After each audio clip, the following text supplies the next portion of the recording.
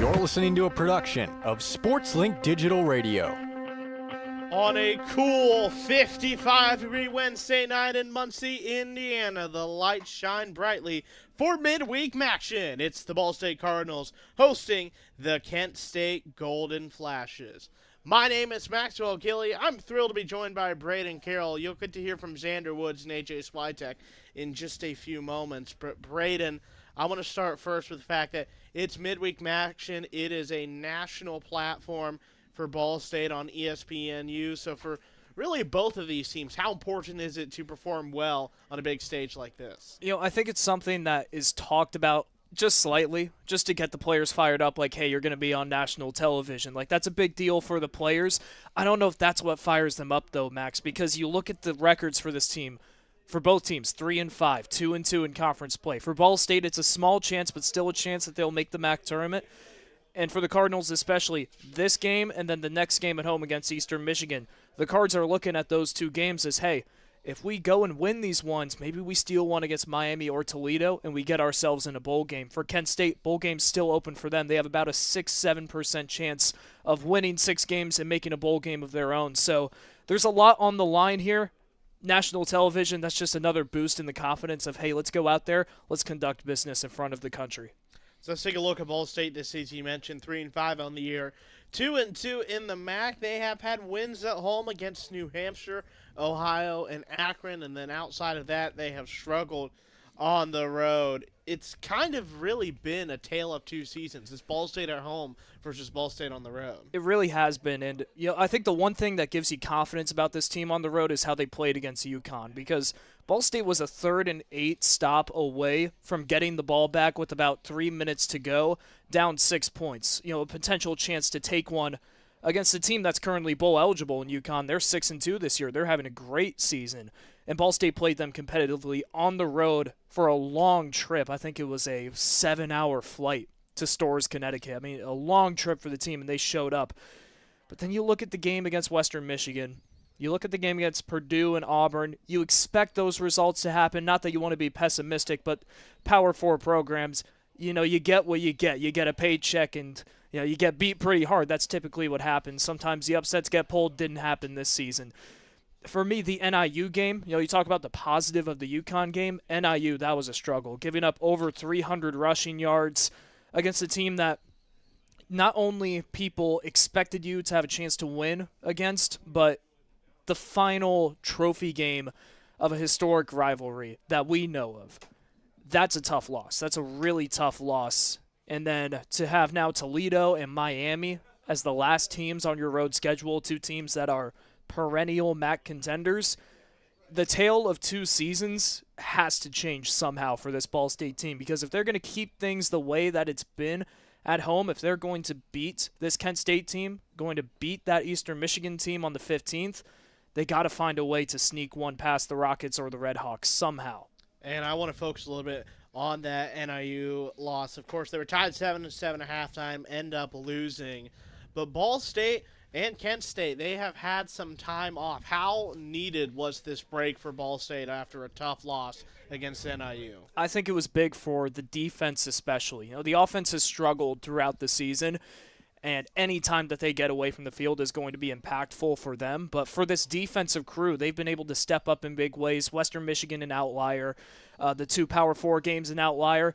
NIU, you look at it and you say, well, Cards only gave up 21 points, right? But the way that the Huskies ran against this Cardinal team was astonishing, especially with this front 4 that we're used to seeing dominate every single game. It was just flat-out domination from NIU's running game. 2 players made it over 100 yards. Their quarterback, 3 carries, 36 yards, 1 touchdown from Josh Holst. And they finished the first half, 164 rushing yards. Then the first possession of the second half, they add 64 more rushing yards on the opening drive of the half and score a touchdown that suddenly puts that game in a completely different position. It was 7-7 at half. All of a sudden it's 14-7 and nothing's changed with the defense. So getting this long of a break from that game really has to do something for Jeff Knoll's squad, because that is time to take away and say, we literally can't let that happen again. Because, in all honesty, Max, it's embarrassing. That's embarrassing as a defensive crew to give up 300 rushing yards in a rivalry game. And I want to focus now on Kent State. They are 3-5 this year, 2-2 in the Mid-American Conference. And this is a Kent State squad that has really turned around their fortunes. They got their first win since September of 23 against Merrimack. They got their first MAC win since 2022 against UMass and now Bowling Green. So they're 3-1 at home. And they have really been able to turn around this program. And I don't think that was probably expected by many people who aren't a part of that Kent State locker room. Not at all. I mean, a 23-game losing streak heading into the season, the longest in Division I at the time. And then you talk about how the offseason went for this team. You have Kenny Burns as the head coach. Let's just be real honest here, Max, all right? He gets fired on April the 15th using a personal card that the athletic office gives Kent State coaching staffs, putting too much money into it. As a Kent State fan, everybody around Kent, Ohio thought, this program is in shambles. What's going on? Like, we can't get anybody to go to the games. And now our head coach has this huge controversy, and he's gone. And we have a 23-game losing streak. I mean, that's an inflection point in a program where you either somehow come back or you have a K-State situation of we might shut this program down. And somehow Mark Carney has brought this team together. An Ohio native, his team goes 3-5.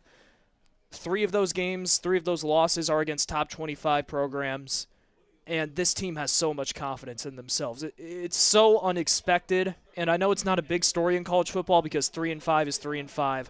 The MAC is the MAC. I get it, but the turnaround that Coach Carney has brought to this program, you can argue it saved Kent State football.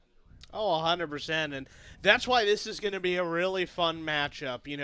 The storyline heading into the season was probably only going to be that, it's a midweek MACTION game. Hey, midweek MACTION, it's fun.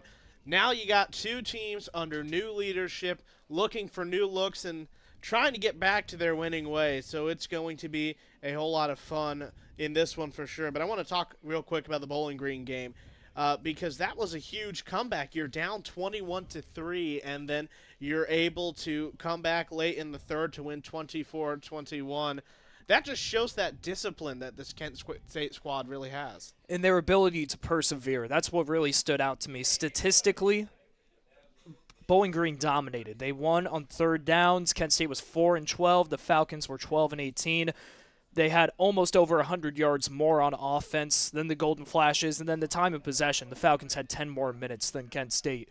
And things just completely shifted during the second half. And I didn't expect it at all because you talk about how the first half ended. Bowling Green goes on this long, arduous drive down the field, punches in a touchdown, makes it a big lead for the team, and then Kent State just came out of nowhere and dominated the rest of the game. I was really impressed, and look, there's a reason that game resulted in Mark Carney having that interim tag removed because the way that his team came out of the locker room was unreal. It was a great performance from Kent State. We'll take a quick time out. When we come back, we'll talk about the history and then break down some of the key players as you are listening to the Victory Honda pregame show from Schumann Stadium for midweek matches between Ball State and Kent State. SportsLink is the official production partner of Ball State Athletics. All the chirp you can handle. From the bell tower to your smartphone, anywhere in the world. Never miss Ball State Sports with SportsLink Digital. From trivia night at Brothers and tater tots at Roots. Never miss a Ball State game with SportsLink Digital.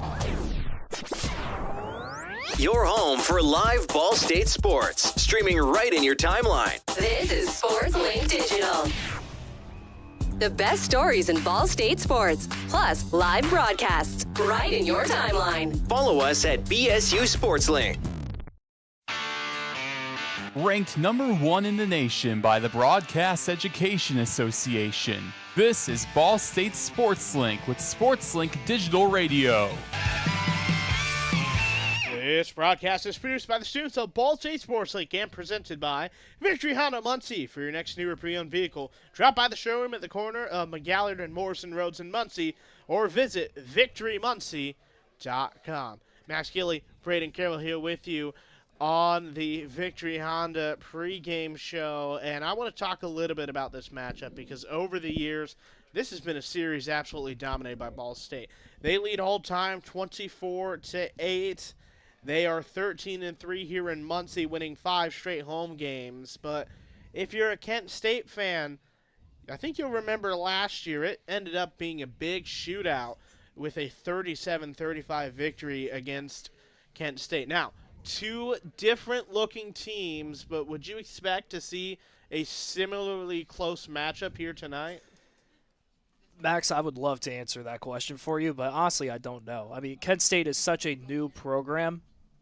It's hard to know what the culture is like with the Golden Flashes. You know that it's improved from the Kenny Burns era. And same with Ball State. You know that the Coach U era has really started to get this culture kicking. And we're at the middle of the season. We're at a big inflection point for both of these squads where they're both 3-5, they're both 2-2, and bowl game is still an opportunity that you can shoot for. So this is really that point of the season where things get a little more juice, a little more amplified. Every snap feels a little more important. For Ball State, you have a feeling that Kyle Kelly has been much better at home than on the road. And for Kent State, we haven't really seen them put together a big road performance, but that's primarily just because they went against Texas Tech and they went against Florida State and Oklahoma on the road. Like, what else can you do? So I don't really know what we're going to expect tonight, Max, but you mentioned the series history. It's weird how interconnected the histories have been between these two teams since 2010. I encourage you as a listener to go to Wikipedia.com. You're going to look up compare. You're going to go Kent State, Ball State, and you're going to shrink the chart, the win trajectory chart, to 2010 to now. They're almost exactly identical. Almost exactly. I mean, these teams had the same loss total 7 times since 2010. They've had the same record, the same exact record 4 times, and they've been within about 1 win or 1 loss of each other 9 times. Like, that's just ridiculous. These two teams have had very similar trajectories, and now it just continues where it's a first-year head coach against a first-year head coach. So this game, it's hard to say what's going to happen, especially because Ball State has been very topsy-tipsy week by week. But I'm expecting a battle, and I wouldn't be surprised if a 37-35 similar score happens this year.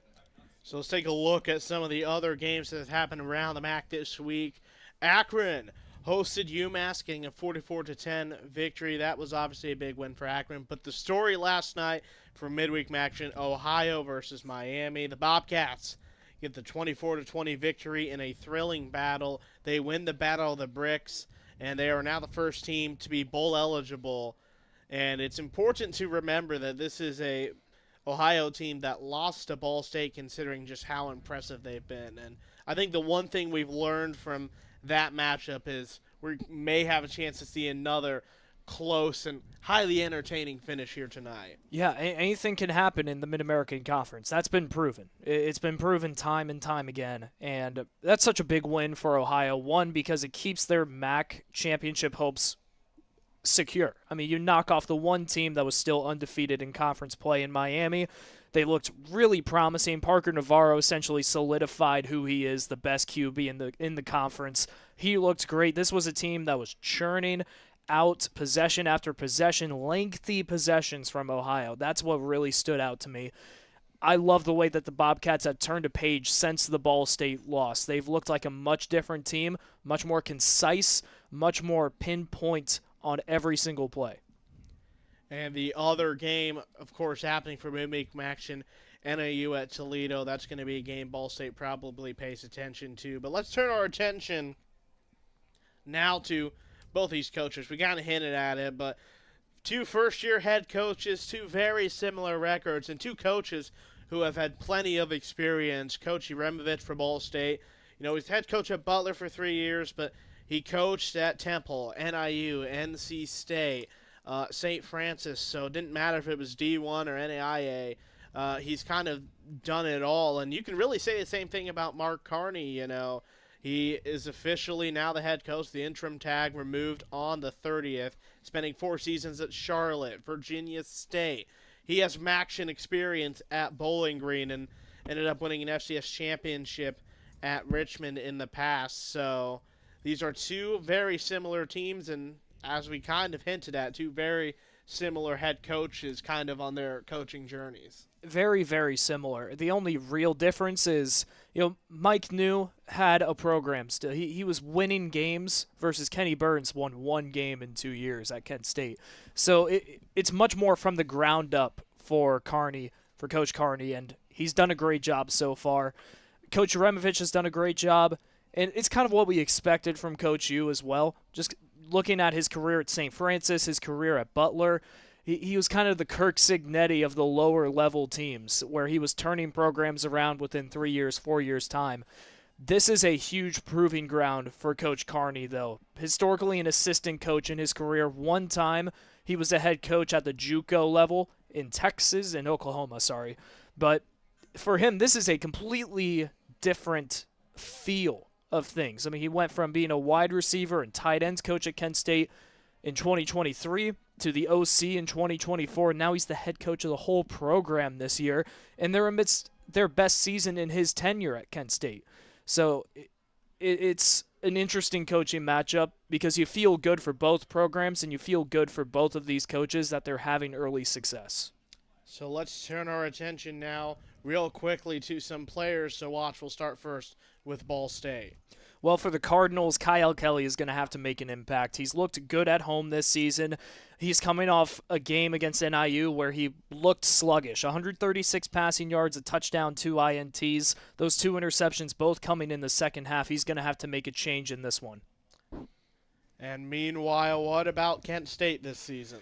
Well, for Kent State, I immediately look at their defense as being loaded this year. Tevin Tucker, he's the free safety on this team, likely to start tonight.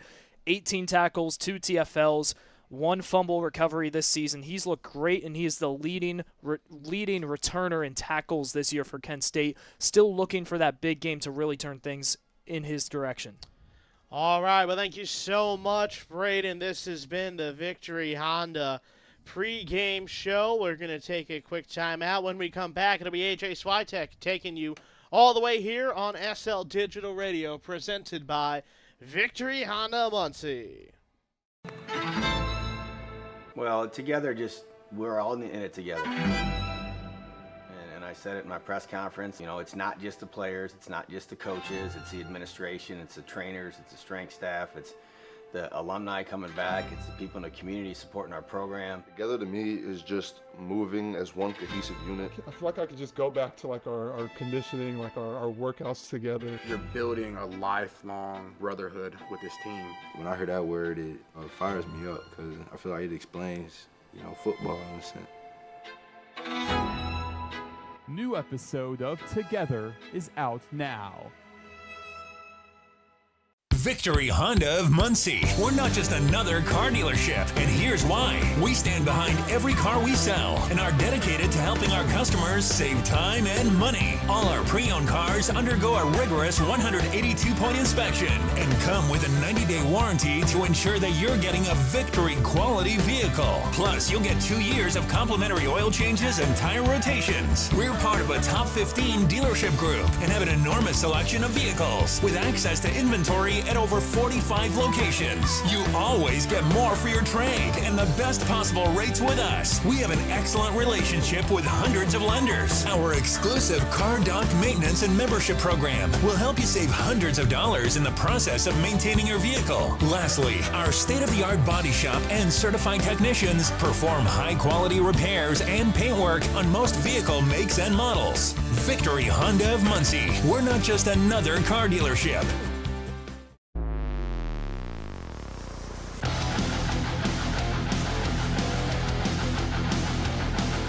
Hey Cardinal fans, this is Connor Onion, play-by-play broadcaster with Fox Sports, and I'm a proud SportsLink alum.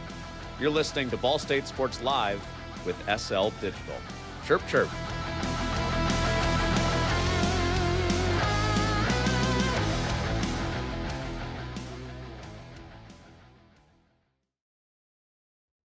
Good evening and welcome to Schumann Stadium for tonight's crucial MACTION matchup showdown between the Ball State Cardinals and Kent State Golden Flashes. We are expecting a physical battle on this Wednesday night, and the biggest name on the field tonight might just be wearing Ball State's number 44. He goes by the name Nate. He's a Strasburg, Pennsylvania native, and he's a legitimate QB killer as nicknamed by this Ball State coaching staff. Cardinals defensive end Nathan Voorhees enters tonight's game ranked second in the entire nation with 10 sacks on the season. Over these past 2 weeks, he's accumulated 4.5 sacks, and Voorhees has been a force of nature, especially here in Muncie. 7 of his 10 sacks have come in home games this year, and he's been relentless, disruptive, and a key factor in all 3 facets of the Cardinals' defenses. Last month against Ohio, he single-handedly changed the game with 3.5 sacks, earning National Player of the Week honors, and tonight the spotlight is firmly on Kent State's offensive line. Their primary objective will be figuring out how to stop this man. If they can't contain the relentless rush of Nathan Voorhees, it could very well be a long night for the Golden Flashes offense. Thanks, Xander. Thanks, Xander, and thanks, Max, for a great pregame show. I'm AJ Swiatek, joined by Brayden, Carroll. It's Ball State football, home against the Kent State Golden Flashes. Ball State yet to drop a game here at the Shoe. Kent State on the other side is looking for their first road victory. You guys talked about some players to watch, some keys on either side, but that's a good point from Xander Woods. It really starts with slowing down Nathan Voorhees, one of the best edge rushers in the country. Even against the Power 4 teams, Purdue and Auburn, he put on a show. He had 3 sacks against the Tigers. That's where the majority of his chunk numbers have come from in that sack category. First in the MAC in sacks. He's looked so good this season, and he's going to be a major impact player for the Cards tonight, because for this front 5 of the Golden Flashes, the question really is, all right, who's going to step up and make a big play? Nathan Voorhees usually lines up on the left side. If you think offensively, it's going to be Tyler Meadows, a freshman, who's lined up against Nathan Voorhees on most of these plays. Garrett Masterson on the opposite side, right tackle, redshirt junior. 8 starts this season. He might get Voorhees a good amount of times as well.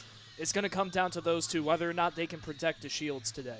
Talk about trial by fire. This is a Kent State team starting a number of freshmen and underclassmen. Mark Carney has gone to a youth movement, and it's worked. It starts under center with Drew DeShields, who has 11 touchdowns to 2 interceptions this season. He's kept good care of the football, and it really showed up against Bowling Green last week.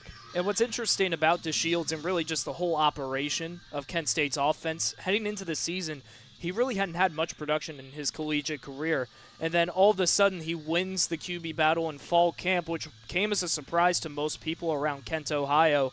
And he's looked good this season. 160 yards against a Bowling Green defense that has proved to be stout throughout the year. He has no game this season with under 100 passing yards. He's done a great job at the helm. Expecting him to perform well, it's going to come down to whether or not guys like Will Yates, Roman Pierce, and DJ Fields are going to protect the backside of this defense for Ball State. And on the other side of things, you look at Ball State's offense. They've elevated their play at home time and time again in this first-year campaign of Coach Yeremovich. And this is really a test. This is a chance to really get that identity that you preach with the run game going early and often. Kent State this season ranks last in the MAC, allowing over 36 points per game. They also rank last in the MAC, allowing over 466 yards a game. They've got the last-ranked pass defense in the conference, second to last rank in rush defense. Ball State should anticipate a shootout, and they'll have to turn to Kyle Kelly, the redshirt senior from Tampa, Florida. And the big thing with Kyle Kelly in this game is his impact in Ball State's offense going to be solely with the running game, or is he going to be able to find a receiver who can get the job done today? Because this is a Cardinal receiving crew that, they're 2-0 when a receiver has 70 or more yards. They're 1-5 when a receiver doesn't. It's been very wide receiver by committee for most of the season for 6 of those games, and it hasn't panned out yet. You need a star to step up. Usually it's been Keon Magwood. That was the key against Ohio. Magwood's ability to step up and make big plays like the one he did that gave the Cardinals the lead late against the Bobcats. If the Cardinals can find somebody, one of these wide receivers, to be the primary target, they just need somebody who, hey, if you're the hot route, just get open. Just give Kyle Kelly an opportunity to throw that football at you. If the Cardinals can do that today, they may walk out of here with a win. It's a chance for stars to shine under the lights. Midweek MACTION. The sun has set and the Cardinals are coming out onto the turf from their locker room on the north side of the field. Full moon illuminates along with the lights here at Schumann Stadium. We'll be back after a quick break with coverage of Ball State, Kent State here on SportsLink Digital Radio, presented by Victory Honda of Muncie. Well, together, we're all in it together. And I said it in my press conference, it's not just the players, it's not just the coaches, it's the administration, it's the trainers, it's the strength staff, it's the alumni coming back, it's the people in the community supporting our program. Together to me is just moving as one cohesive unit. I feel like I could just go back to like our conditioning, like our workouts together. You're building a lifelong brotherhood with this team. When I hear that word, it fires me up because I feel like it explains, football in a sense. New episode of Together is out now. From the bell tower to your smartphone, anywhere in the world. Never miss Ball State Sports with SportsLink Digital. Well, it really wouldn't be a home game in Muncie, Indiana if it weren't coupled with some wind. Currently moving left to right and picking up pace. There's MAC flags all across the far side's bleachers, and they are ripping in the wind. It didn't affect Ball State the last time the weather came to play here at home, but they're headed to the Beacon Charlie Cardinal to do a coin toss with the visiting Golden Flashes. And it's a big coin toss. You want to be able to win this so you can be the team that's playing left to right, second and fourth quarters. You want the opportunity to give your kicker a solid chance if it comes down to it. Look at today's game. The silver dollar, it's a head, it's a tail. Kent State, you're the visitor. What's your call? The call is tails. It is heads, you won the toss. Ball State won the toss. Let's do defer. Ball State wins the coin toss. They'll get the ball in the second half. Kent State moves the direction you mentioned, Brayden. They'll be with the wind in quarters 2 and 4. The Cardinals rocking their black uniforms today. Red trim on top, white numerals with white nameplates on the back. They've got white helmets with red numbers on them and white pants lined with red stripes. As for Kent State, it's their typical road look with the navy pants topped by white uniforms, yellow numerals, and a helmet. So Ball State going to start on defense. We'll see Drew DeShields and company first. They've got a backfield with a two-headed monster in Jordan Newbin and Gavin Garcia.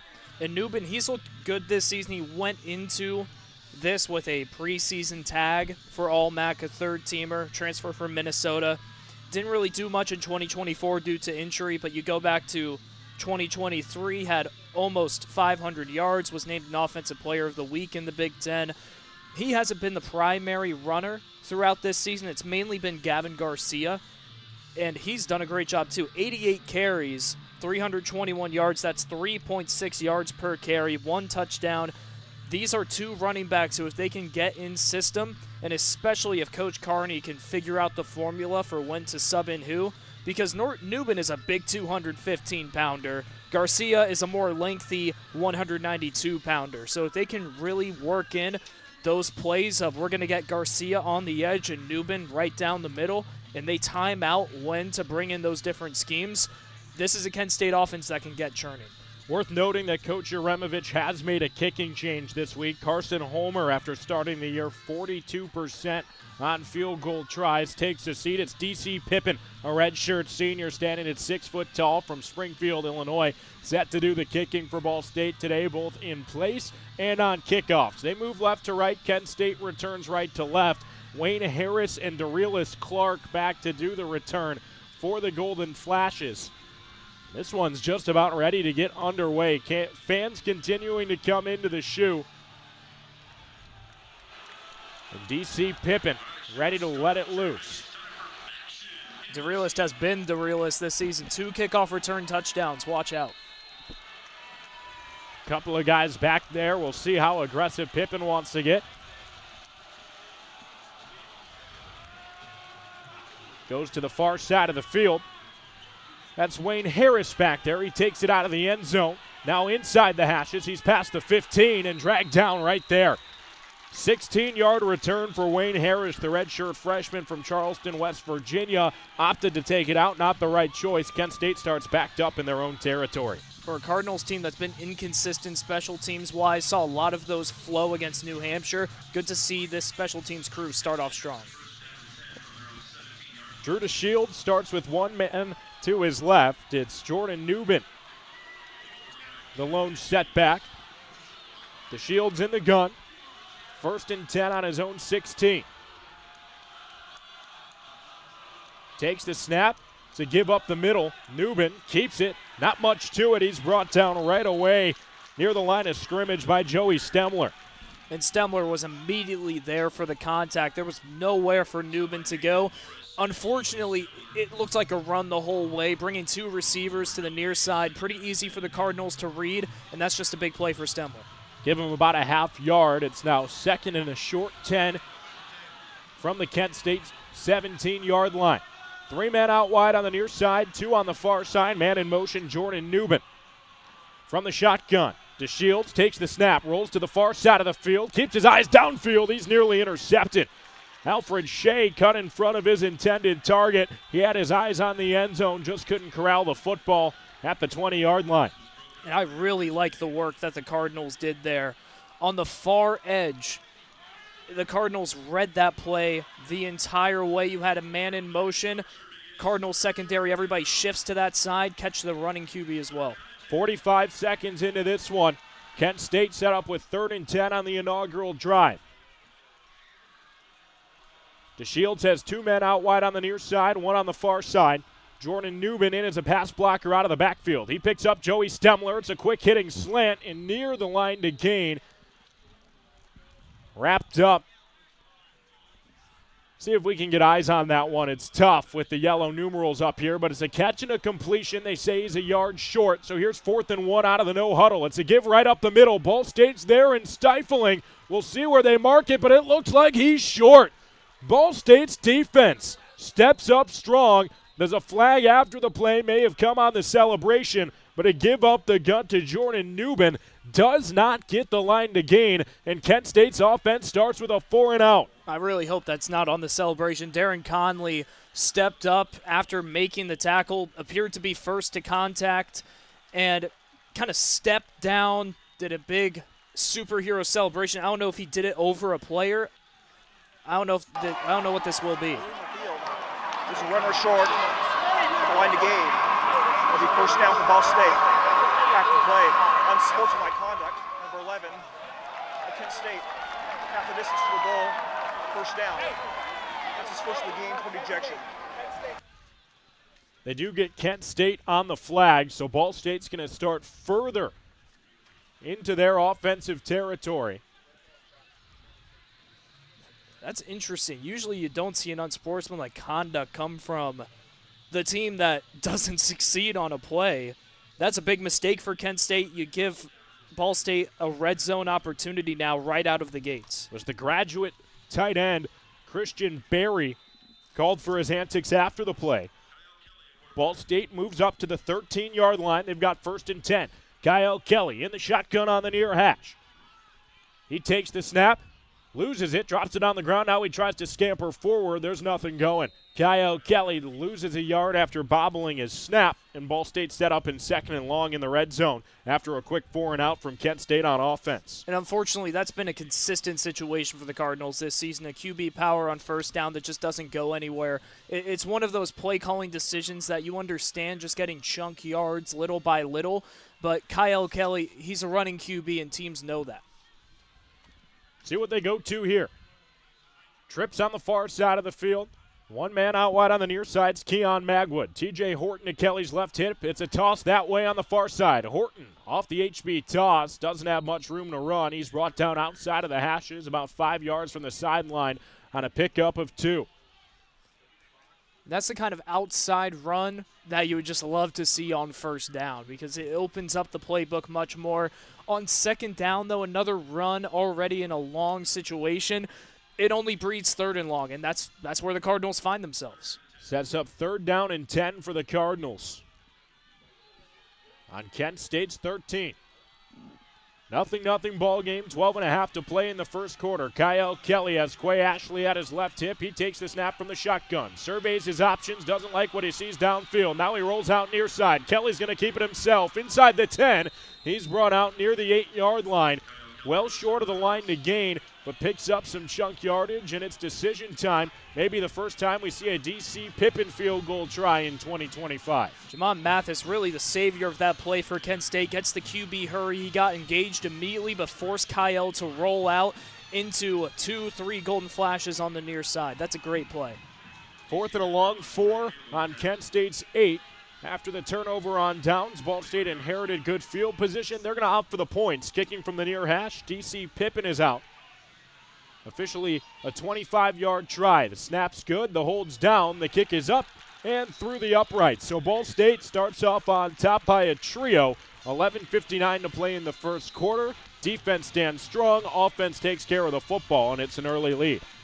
You know, it's interesting that Ball State takes the positioning on the first quarter going left to right. But, hey, that field goal looked pretty good for DC Pippen getting his first start. Strong kick, went past the netting into the stands. That's what you want to see. And you know what? Points are points on a first drive. The Ball State Cardinals are 3-0 at home in 2025. Kent State 0-4 on the road, looking to stop that troubling trend. There's 11:59 to play in the first quarter. It's a 3-0 Ball State lead here on SportsLink Digital, presented by Victory Honda of Muncie.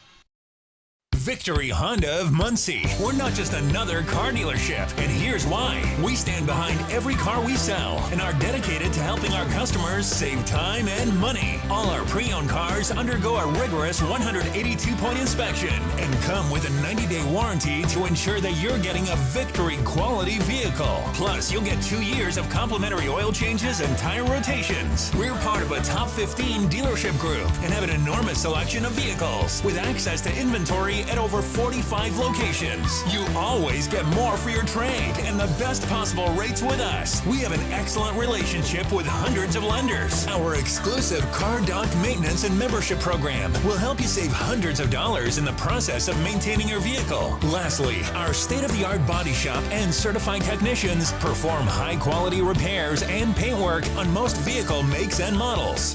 Victory Honda of Muncie. We're not just another car dealership.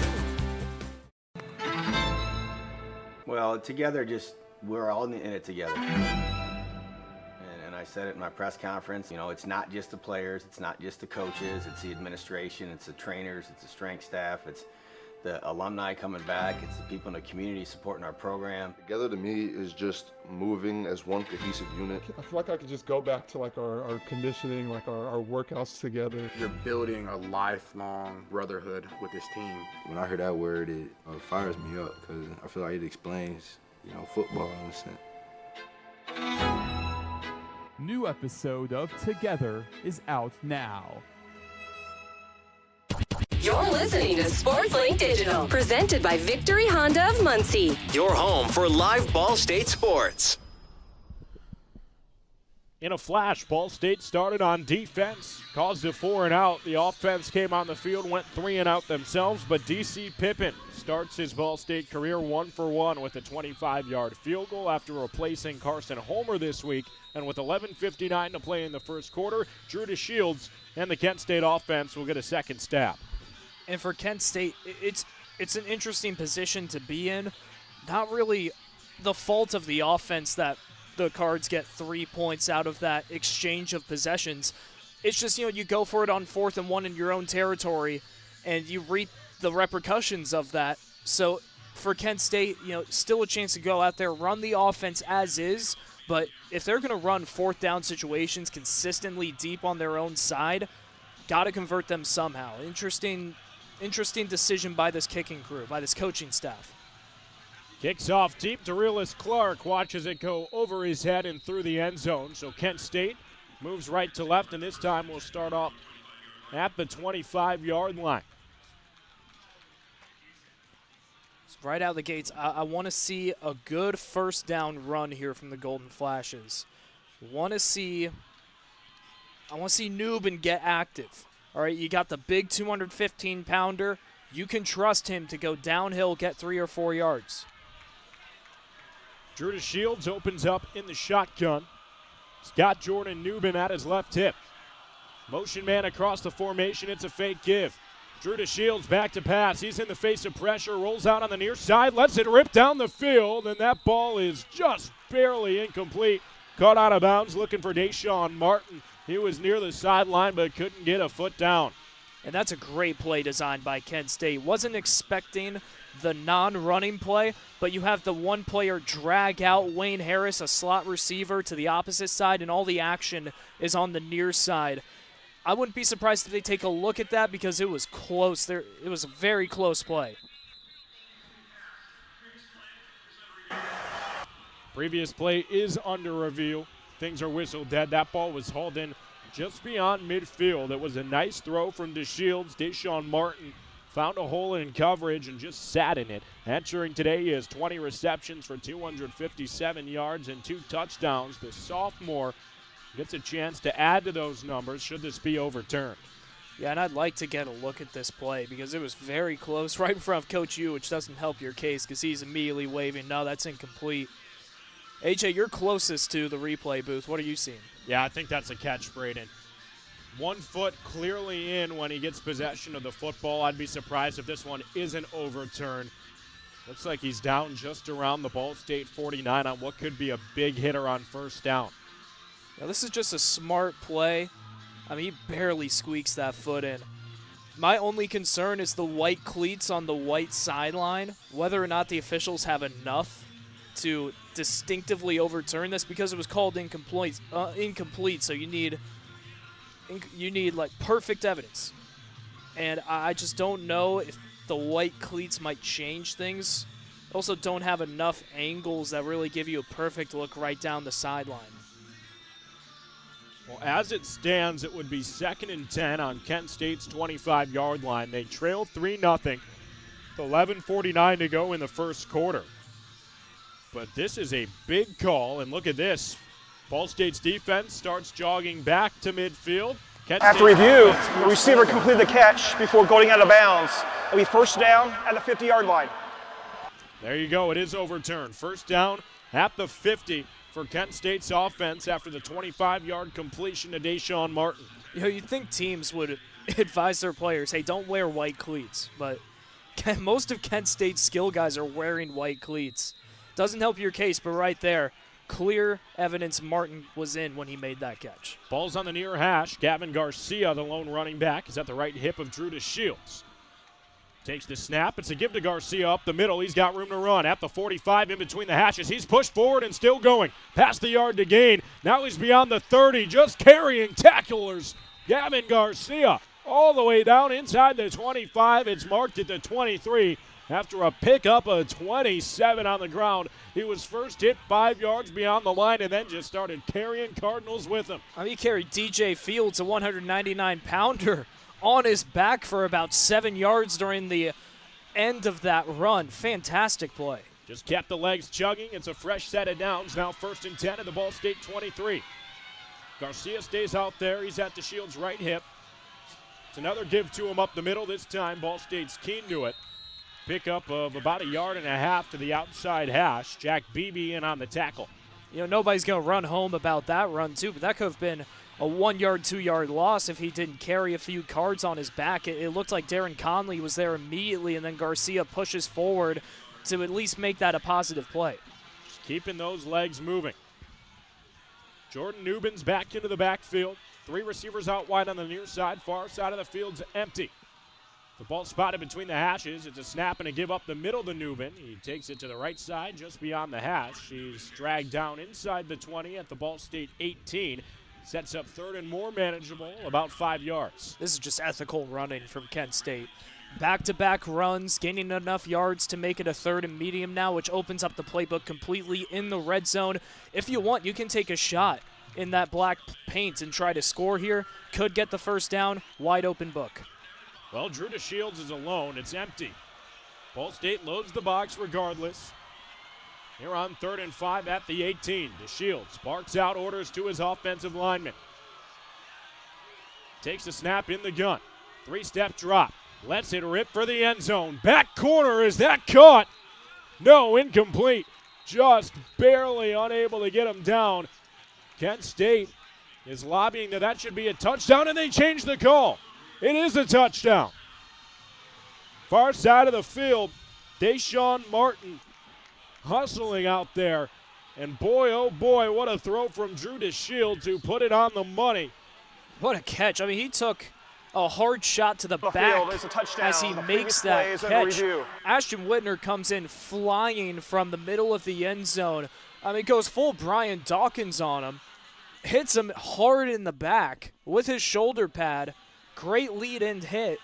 And somehow Martin comes down with that ball, if he actually does. Now, we'll see with this review. But if he did, phenomenal catch. Yeah, I mean, unbelievable catch. I mean, with that much contact, people don't realize how hard of a catch this is. That's a sensitive part of the body to get smacked in. It's about if his foot came down inbounds or his offhand came down out of bounds first. I mean, he just gets rocked here, too. You can't see it listening at home unless you got ESPN pulled up as well, just listening to the radio crew. But, I mean, he takes a shellacking on this. Like, he goes down, no control of his body, and somehow he still has the wherewithal to hold on to the football at least. Ashton Whitner laid the boom. It was called incomplete. Then after a group of Kent State players led by Deshaun Martin said that Wayne Harris got a foot down, they immediately overturned the call and held up the touchdown signal. Be interesting to see what direction this one goes. The ruling of the field is changed to an incomplete pass. It'll be fourth down on the 18-yard line. So a miraculous effort from Wayne Harris, who nearly just made one of the catches of the year, is reversed, and Kent State sends out the field goal unit for a 35-yard try. It's Will Harisco, a senior from Strongsville, Ohio, looking to tie the game at threes with 9:36 to play in the first quarter. From the far hash, the snap's good, the hold's down. There's a flag on the play. Field goal is up and through, but let's check on the laundry. In Ball State, everybody seems to be up in arms that that's a false start. Darren Conley pointing that way. Offense, number 74, was not on the line of scrimmage. 5-yard penalty. Fourth down. Jamarcus Hill not on the line of scrimmage, and that's big. So 3 points taken off the board. It makes the try 5 yards further for Will Harisco. His long this season is 38. This one will now be 40. Let's see. They've got it at the 23, so this will be a 40-yard try. Potential for a new career long for the senior. Kicking against the wind, too. Holds down. Harisco's kick is up. It's got plenty of leg, but it's wide right. No good. The penalty proves costly, and Ball State holds on to a 3-0 lead with 9:28 to play in the first. That just feels like a drive of what could have been for Kent State. And now we can look back and say, heck of a play by Ashton Whitner, because if he doesn't lay that hit on Martin, it's likely that Deshaun Martin stays inbounds to make that grab. So that hit is just enough to force Martin out of bounds, and then luck of the draw, luck of the penalty. The officials see the illegal setup, and then tough miss for Harisco. I mean, just a wild turn of events. There was a point when Kent State looked at that far scoreboard on the right side of the field. They're up 6-3. Then there's a point you look, okay, it's tied 3-3. Ultimately, they're leaving this drive with nothing. And that's demoralizing. It's early in the game, but things could really change depending on how this drive goes for the Cardinals, because you're looking at a long field, and if you can go the whole length of the way, it's a lot of clock to chew up.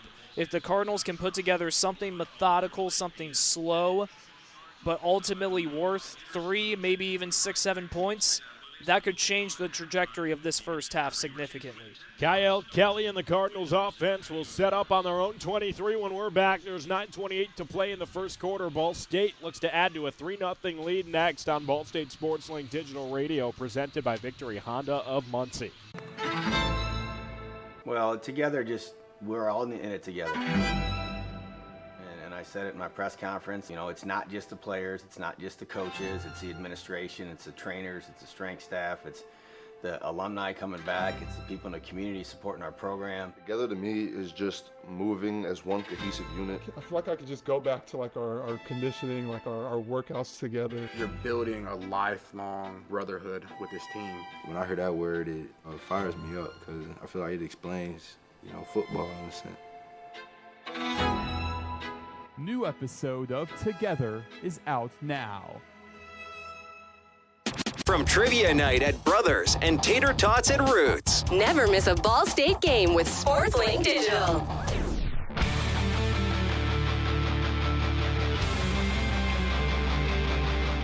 You're listening to Ball State Sports Live with SL Digital. This is Hadassah Harris with CBS's WLFI 18, a proud SportsLink alum.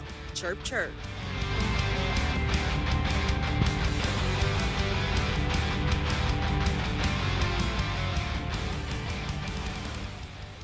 Ball State has given fans a whole lot to chirp about at home this season. 3-0, looking to make it 4 wins without a loss here at the Shoe. They're up 3-0 early, 9:28 to go in the first quarter. Kyle Kelly and the offense get a second stab of things, this time trying to go the length of the field. From their own 23, Kelly and the offense set up on the far hash. He's got Quay Ashley at his right hip and takes the snap himself. It's a QB keeper up the middle. He's got room to run. Kyle Kelly past the 30, 40, 50, 45-40. Kyle Kelly finally brought back from behind at the Kent State 42-yard line.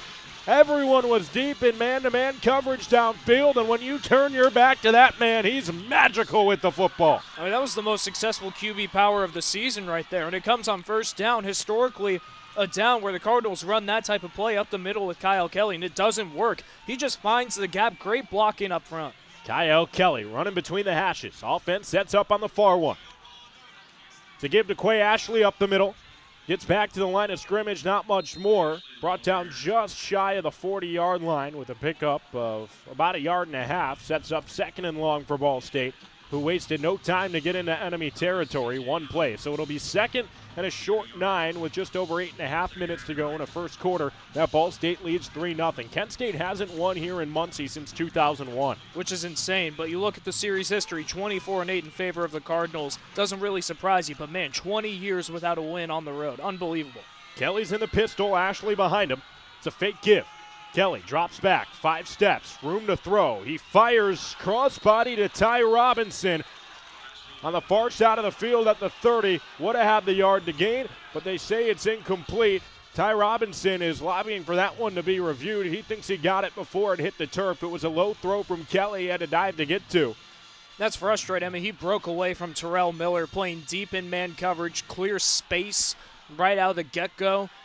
He was open. That's just a miss from Kyle Kelly. Never really got his feet set, although there was no pressure. Left it low and behind Robinson. No review on the play, so here's 3rd and 9 for the Cardinals. Kyle Kelly gets the snap in the shotgun. He feels immediate pressure and is brought down by a number of the Golden Flash front line. 3 men in on that sack, all at the same time. They just beat Roberts, Mosier, and Lucas up the middle. The interior D-line's going to force a punt. I mean, A.J. Campbell Jr. and Matt Stretch Carroll both came in front side and blind side to surround Kelly. And then right before he can take a step back, that's Thomas Eden, the big 280-pounder who just cruises right down the gut and says, "Not so fast, my friend." Three-way rush. What a blitz. Ball State now on their own 48. Adam Saul out to punt for the first time from left to right. It's up in the air, end over end, inside the 10, and that's where it is. Fair caught at the Kent State 5. That's a mental mistake. No reason to signal for a fair catch that deep in your own zone. I don't even know if he meant to. I think he had a mental lapse there because clearly he didn't want to. He started to return that ball and then turned when he heard the whistle and said, "Hey, wait a minute." He waved his hand. I think he just did it instinctually. That's a big mistake. I mean, you might as well just let that bounce, see what happens. Instead, the Flash's offense sets up on their own 5-yard line. 1st and 10, 7:21 to go in the first quarter. Ball State up by 3. Drew DeShields, joined by Garcia in the backfield. 2 men out wide on the near side, none on the far side of the field. DeShields gets up close to his center and barks out some orders to his own line. to give to Garcia up the middle, and there's nowhere to go. Alfred Shea meets him immediately. It's a loss of 1. Screaming off the edge, the Will linebacker gets tackle number 31 on the season. Gets help from Caden Smoke Johnson, too. Wraps up. It's tough for Kent State, backed up so far on their own end. What else can you do but run? And the Cardinals just reading this offense beautifully. 2nd down and 11 inside their own 5-yard line. Drew DeShields is in the shotgun. No deep safeties for the Cardinals. They're showing pressure.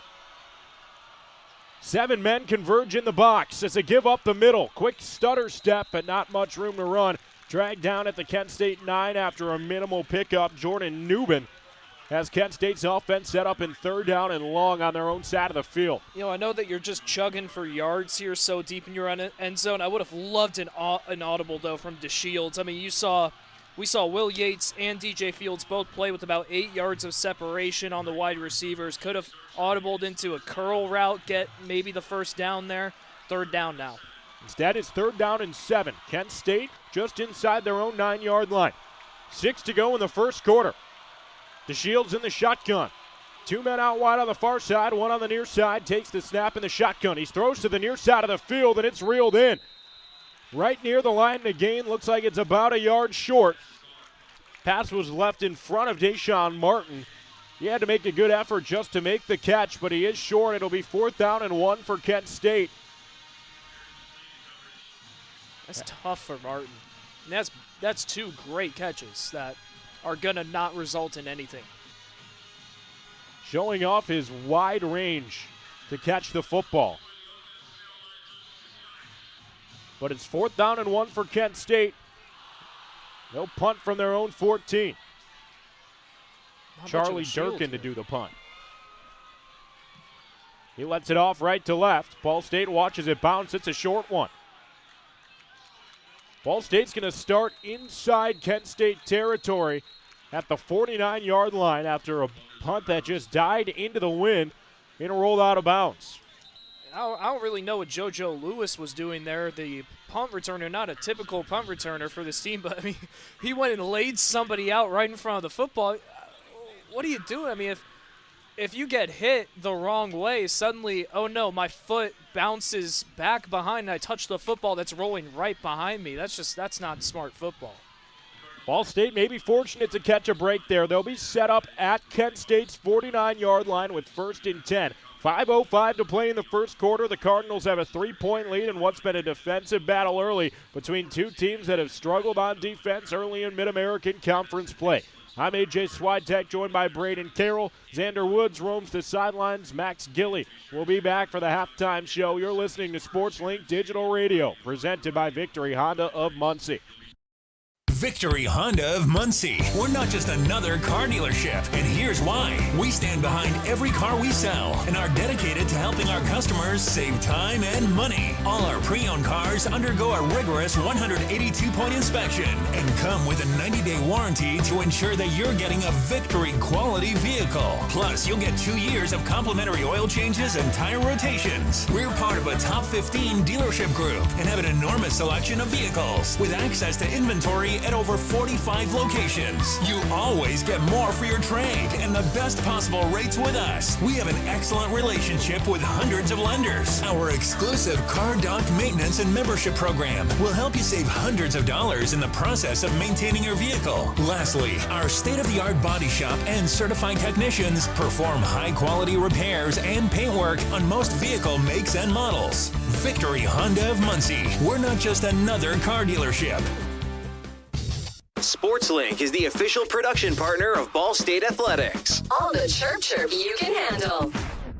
You're listening to SportsLink Digital, presented by Victory Honda of Muncie. Your home for live Ball State sports.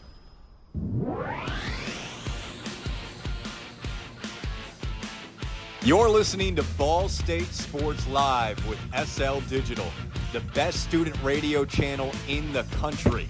This is Jack Kaiser. I broadcast for Big Ten Network, and I'm a proud SportsLink alum. Chirp, chirp. 5 minutes and 5 seconds to play in the first quarter. They've respotted the football off the punt, said it went out at the Ball State 49, but the offense still sets up shop in very favorable position. Kyle Kelly with a 3-point lead looks to get the Cardinals further on the board here in the first quarter behind a defense that has been locked down to start the game. It's going to come down to this offensive line core. That last play that we saw, they let 3 guys rush on an all-out blitz and absolutely demolish Kyle Kelly on a 3rd down. Have to bounce back somehow here. Worth noting that preseason All-MAC honoree left tackle Chris Hood is out of the game for the Cardinals, replaced by Adam Dolan. Kyle Kelly's in the shotgun on the far hash. He takes the snap, rolls out near side, throws off platform for Keon Magwood. It's too tall and incomplete. 2nd and 10 now for Ball State at their own 49-yard line with just under 5 minutes to play in the first quarter after the design rollout couldn't be completed. Love the tight defense from Kanan Williams, playing back as an outside linebacker, rolls out to pick up the wide receiver, and he just makes a great play with him the entire way, forcing him to the boundary where Kyle Kelly's forced to throw that pass out. 2nd down and 10 for the Cardinals. Quay Ashley at Kyle Kelly's right hip, 2 men out wide on the far side.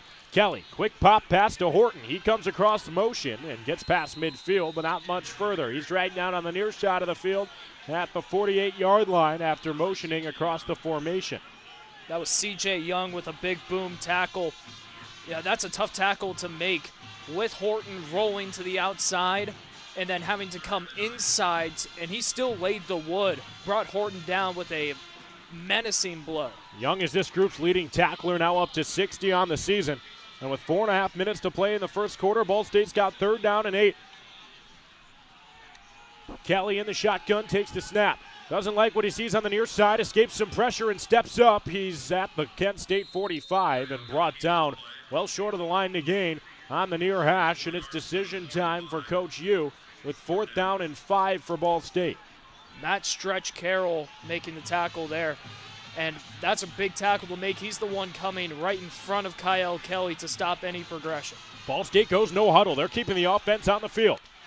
On the Kent State 45, got Donovan Hamilton on the near side alongside Eric Weatherly. Keon Magwood's alone on the far side of the field. Quay Ashley in the pistol with Kyle Kelly. He may have just got a man to jump off sides. There's a flag on the field. Kyle Kelly went hard count. Both sides are pointing at one another. If it's a false start, it's a punt. If it's offsides, it's a 1st down. We'll see what direction the referees go here. There was a lot of movement after Kyle Kelly clapped his hands. Yeah, it looked like Mason Woods maybe was Offside. the one who jumped. Defense, number 6, entered the neutral zone, causing the offense to move. 5-yard penalty results in a 1st down. That's huge. Kyle Kelly's hard count works. It was Mason Maddox who jumped off sides from the middle of the formation. The 3-tech got a little jumpy. Kyle Kelly pointed it out. Then there was a lot of movement, but it's a 1st down for Ball State, who now is at the Kent State 40. That's tough for Maddox. He goes straight to the sideline, subbed out after that offside ruling, and he absolutely hears it from the defensive coordinator, Cherokee Valeria. Gives Ball State another free set of downs. On the near hash, Kyle Kelly takes it from the shotgun. It's a pop pass to Eric Weatherly. He moves from the far side of the field to the near side. He's got blockers past the 30, inside the 25-20. Finally rattled out of bounds at the Kent State 18, but there's a flag all the way back at the 42-yard line in the backfield, and Ball State's offense is marching backwards. Offense, number 88. 10-yard penalty from the previous spot. 1st down. That Donovan Hamilton holding erases a would-be big gain for Ball State. Moves them back to the 50-yard line, and they'll now have 1st and 20 instead of 1st and 10 inside the red zone. I will say that block probably had a lot to do with that play being as successful as it was. Getting another look, he just threw Josue Cordoba to the ground from behind. Yeah, that's not smart blocking. Usually you don't see wide receivers get called for holding, but that was obvious. Hamilton stays out there. He's out wide on the near side. Webster in motion. Kyle Kelly takes the snap from the shotgun. Sidearm flip to Weatherly. It's a similar play call to the before, this time not with the same success. Pickup of 6. Weatherly scampers out of bounds at the Kent State 49-yard line, and it sets up 2nd down and 14 for the Cardinals, who lead at 3-0 with just under 3 to go in the first quarter here at the Shoe. Weatherly beat Mason Woods to the punch. It seemed like Woods understood what route might have been coming, but he was just about a step behind, 2 yards in front of Weatherly when he makes that sharp cut to the outside. And from there, Weatherly has the angle, makes the completion.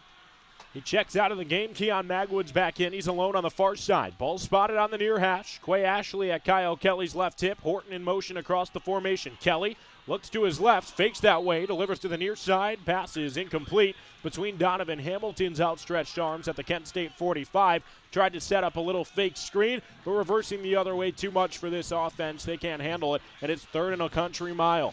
And Ty Robinson immediately subs in for Donovan Hamilton. That's back-to-back plays where Hamilton's name is called one in the wrong way on a holding penalty. And then there he really should make that catch. That's a quick developing play that he turns at the right time for, and the ball just goes straight through his hands. Kelly left it a little bit inside the numbers, still one you'd like to have, and now it's 3rd and 14 for Ball State with 2:19 to go in the first quarter. Up by a trio. Kyle Kelly takes the snap in the shotgun. He's got his eyes downfield. Kelly steps up on the near side, flips off platform to Robinson. It's caught at the 25. Move the sticks. Kyle Kelly able to roll out and find the open man, Ty Robinson, all the way down with a pickup at 25. That's impressive from Kyle Kelly, because Jelani Davis, the backup defensive tackle, that's 285 pounds of meat running straight at you, and he's still able to roll out, improvise, make that downfield throw on a dime to Ty Robinson. That's what Kyle Kelly can do for you in the passing game. Make plays despite QB hurries. Now under 2 minutes to play in the first. Ball State gets 1st and 10 at the Kent State 23. Kelly's alone in the backfield. He takes the snap from the shotgun and keeps it himself up the middle. Kelly to the left guard inside the hashes. Moves past the 25. He's brought down inside the 20. They'll say that's a favorable spot. They've got him down near the 15. They're going to give Kyle Kelly a pickup of 7 there. It didn't look like there was much going, but he got a push from the O-line. And the fake TJ Horton with him going in motion as if it's a sweep, I like that decision. I like that play call from Coach U. Gives it a bit of a different flavor to the QB power. Aiden Leffler's in at quarterback. Kyle Kelly just went to the sideline after that play. Leffler getting his first snap of the season, a redshirt junior from Indianapolis, Indiana. Hands it off to Quay Ashley, the man behind him. Running back has nowhere to go. He's brought down at the Kent State 13-yard line, about a yard shy of the first down, and it makes it 3rd and 1. Now that I just don't understand, because Kyle Kelly's fine. He's going back into the game right now. Leffler rolls out as if it's some sort of trickery. The first play was nice with the trickery. That one, I think, went a little too deep in the bag and only pulled out lint. Kent State wasn't surprised one bit by the Aiden Leffler try. That's his first snap of the season. Yeah, a weird play for him to come in for that, too. Instead, it's 3rd down and 1, 30 seconds to go in the first quarter. Kyle Kelly has 10 men set up in front of him. He's in the shotgun and running it up the middle. Kelly directly behind his center. Now led by Aaron Roberts, gets some push and the first down. It's a pickup of 2 on 3rd and 1 for Kyle Kelly, who's rattled down after the play.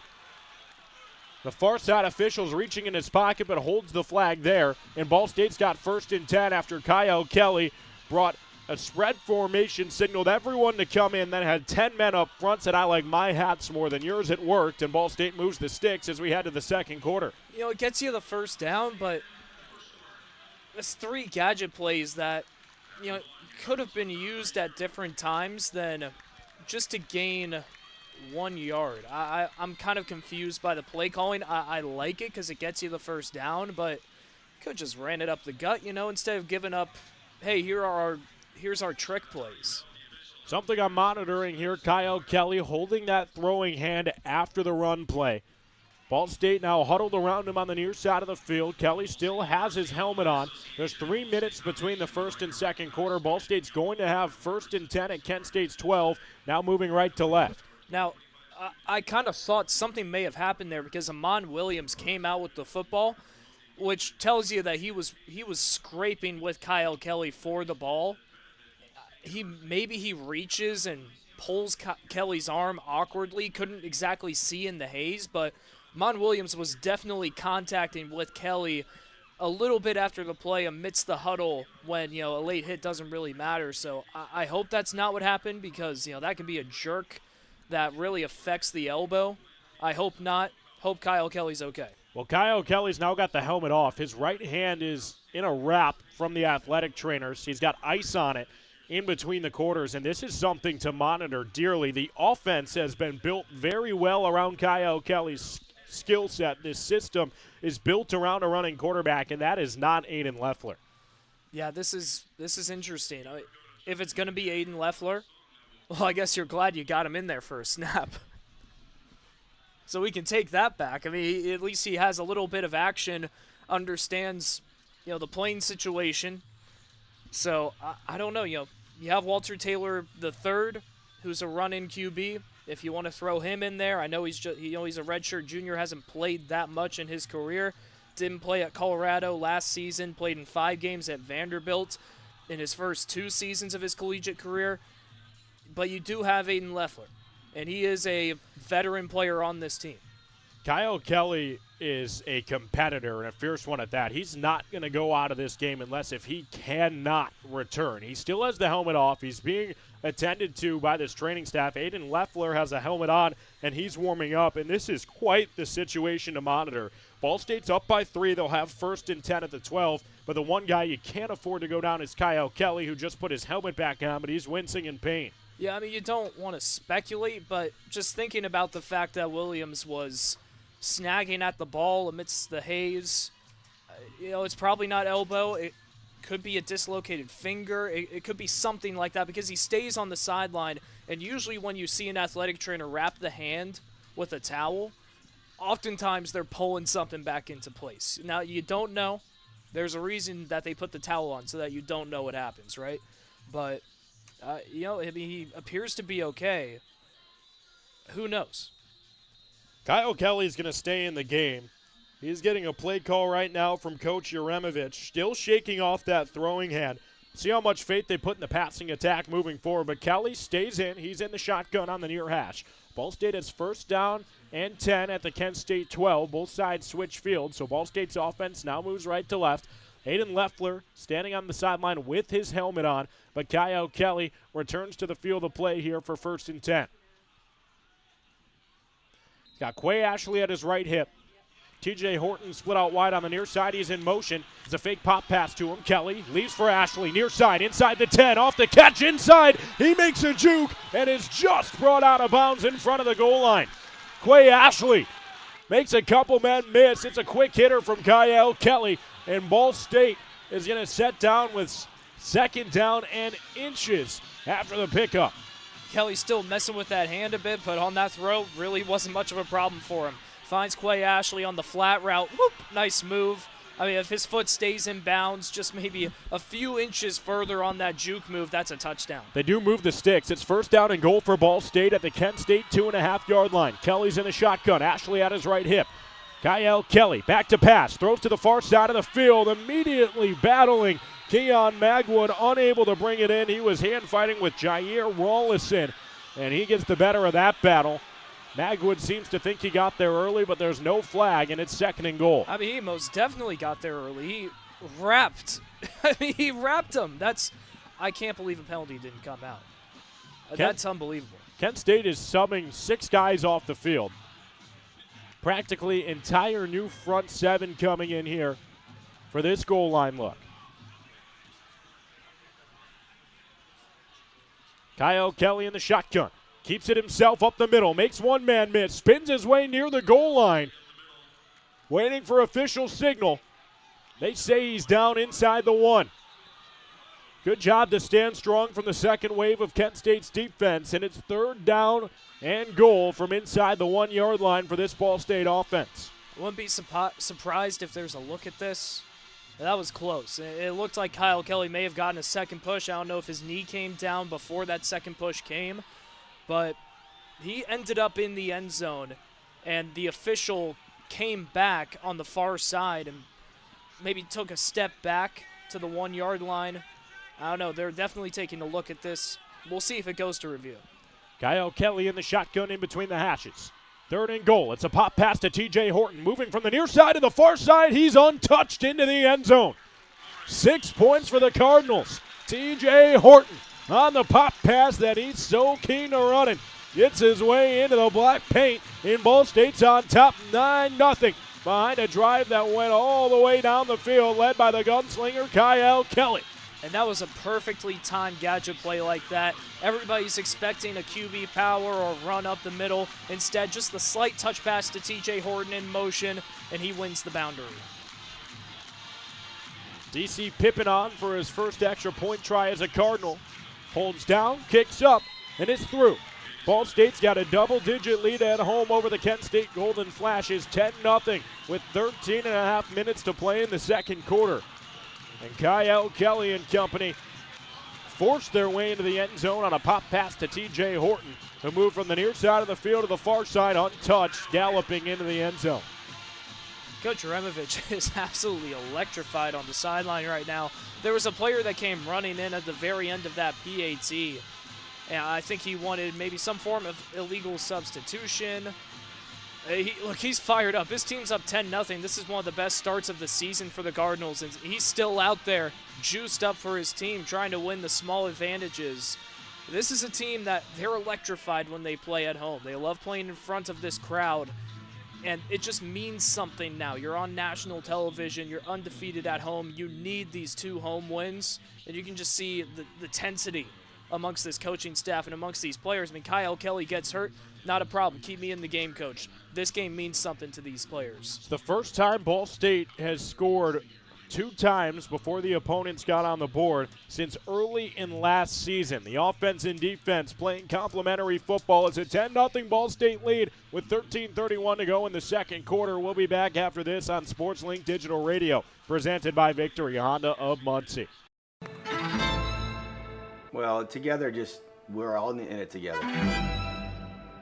And I said it in my press conference, it's not just the players, it's not just the coaches, it's the administration, it's the trainers, it's the strength staff, it's the alumni coming back, it's the people in the community supporting our program. Together to me is just moving as one cohesive unit. I feel like I could just go back to our conditioning, our workouts together. You're building a lifelong brotherhood with this team. When I hear that word, it fires me up because I feel like it explains, football in a sense. New episode of Together is out now. SportsLink is the official production partner of Ball State Athletics. All the chirp you can handle. Ranked number 1 in the nation by the Broadcast Education Association. This is Ball State SportsLink with SportsLink Digital Radio. 13.5 minutes to play in the first half. It's been nothing but Ball State Cardinals at home. They're set to kick off right to left with a fresh 10-0 lead behind a TJ Horton touchdown on a pop pass from the half-yard line. Nothing really pops out at you statistically. When you look at total yards, it's pretty identical. Both teams have 39 passing yards. Time of possession is the big deal. Ball State has been on long drives, chewing up clock, 10 minutes compared to Kent State's 5. 10 points compared to Kent State's 0. DC Pippin kicks it off.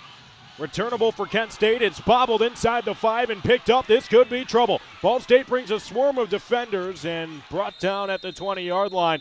The return man muscles his way to the 21. That's where Kent State's offense, led by Drew DeShields, will start things off. It's an important drive for Kent State. Down double digits. Talked about in the pregame, the yards per drive for this Golden Flash team, how different it is in games that they lose, one whole play. Just keep your team out of 3-and-out scenarios. Need to keep the defense fresh. Drew DeShields in the shotgun. He's got Gavin Garcia to his right. It's a fake to him. DeShields rolls out to the near side, evades some pressure. He keeps it on the ground, tucking and running past the 25. He slides down just at the 30-yard line. It'll be second and short after Drew DeShields was able to run by Eric McLean on the near side and pick up about 9. Ran by Eric McLean and then juked out Jack Beebe cutting to the inside. I mean, with that great running, that added 10 yards to that run. Playbook's wide open. 2nd and 1. DeShields in the gun.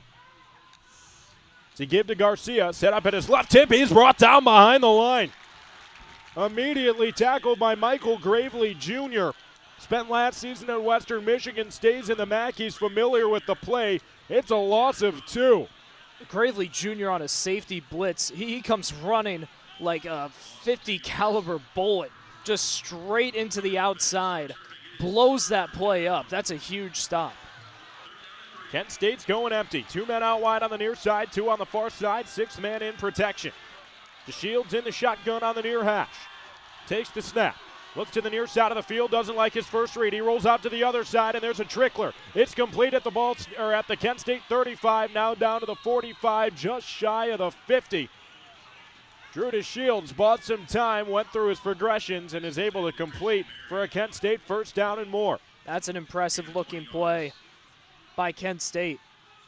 Out of the backfield, that was Gavin Garcia who made the reception. Getting creative on 3rd and 3. Everybody's expecting Garcia to run that ball. Instead, he cuts outside. Beautiful route. DeShields now in the shotgun on the far side. 1st and 10 on his own 48. Fakes the give up the middle. He's back to pass. Wants to go deep with it. He's hit as he's thrown and has a man at the Ball State 40. That one's complete to Christian Berry. Actually, back-to-back catches for him. He was the one who picked up 20 on the little leaker from the left side of the O-line.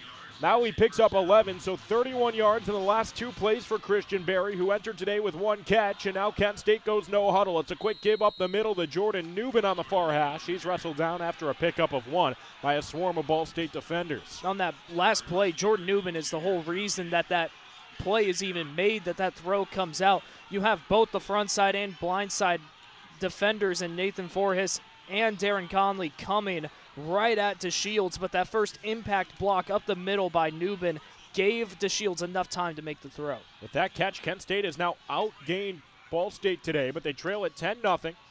Have 2nd and 9 at the Ball State 38 with 10.5 minutes to play in the first half.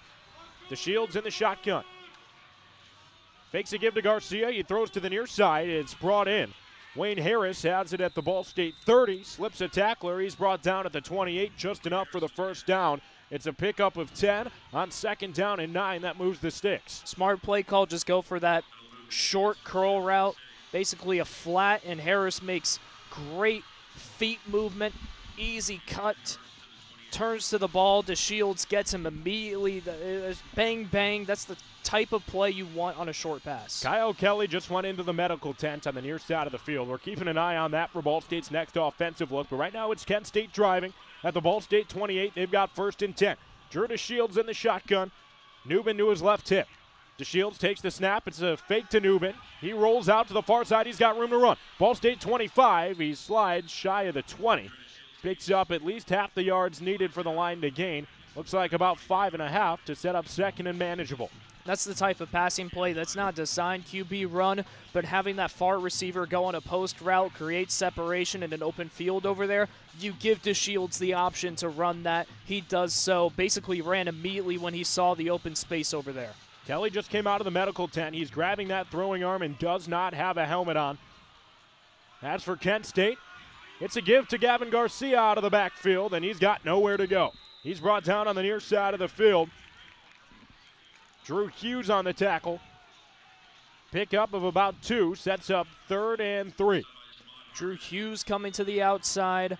Saw Joey Stemler as well, linebacker, cut over there. Everybody read that one soundly, and that's a defensive stop that you're going to appreciate. Brings up 3rd down. Aiden Leffler is talking to his offense in a huddle on the near sideline. Trailing by 10. Kent State's got 3rd and 2 offensively themselves at the Ball State 20. It's a give up the middle to Newman. He cuts through the B gap and gets the first down, wrestled at the Ball State 15. Immediately contacted, but he was able to muscle his way to a first down. Michael Gravely Jr. was there coming down as the backside safety on a blitz, and Newman ran him right over. That's an impact play. Gives your team a first down and a red zone opportunity. Inside the red zone, it'll be 1st and 10 at the Ball State 15. Jordan Newman now over 600 rushing yards on the season. He stays in the backfield at the right hip of Drew DeShields. Flag before the play. There's motion up front. Looks like it's a false start on the offense. False start. Offense. Number 75. 5-yard penalty. First down. You know, that's kind of some of the push-pull you get with starting bookend tackles that are both true freshmen. They get Boston Crowell on the right side moving early. And you love Crowell's effort. He jumps and then just goes stiff like a statue. Even like 3 seconds after the whistle comes out and everybody starts moving, he's still in his lineman position. Say, I didn't do it, I swear. Well, it's now 1st and 15 for the Kent State offense on the Ball State 20. DeShields is in the shotgun. Got Newman to his right.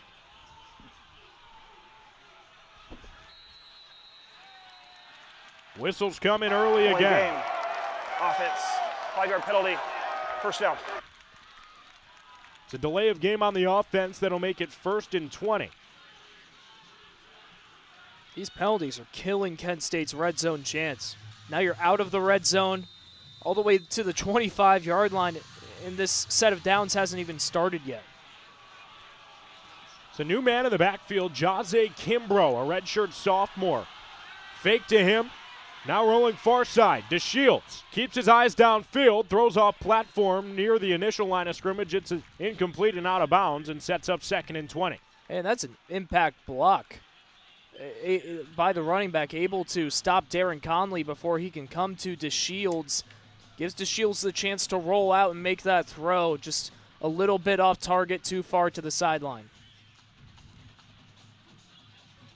Kimbrough stays out there as the setback. He's at Drew DeShields' left hip in the shotgun. 3 men out wide on the far side, none on the near side of the field. Extra body up front on the right side of the line.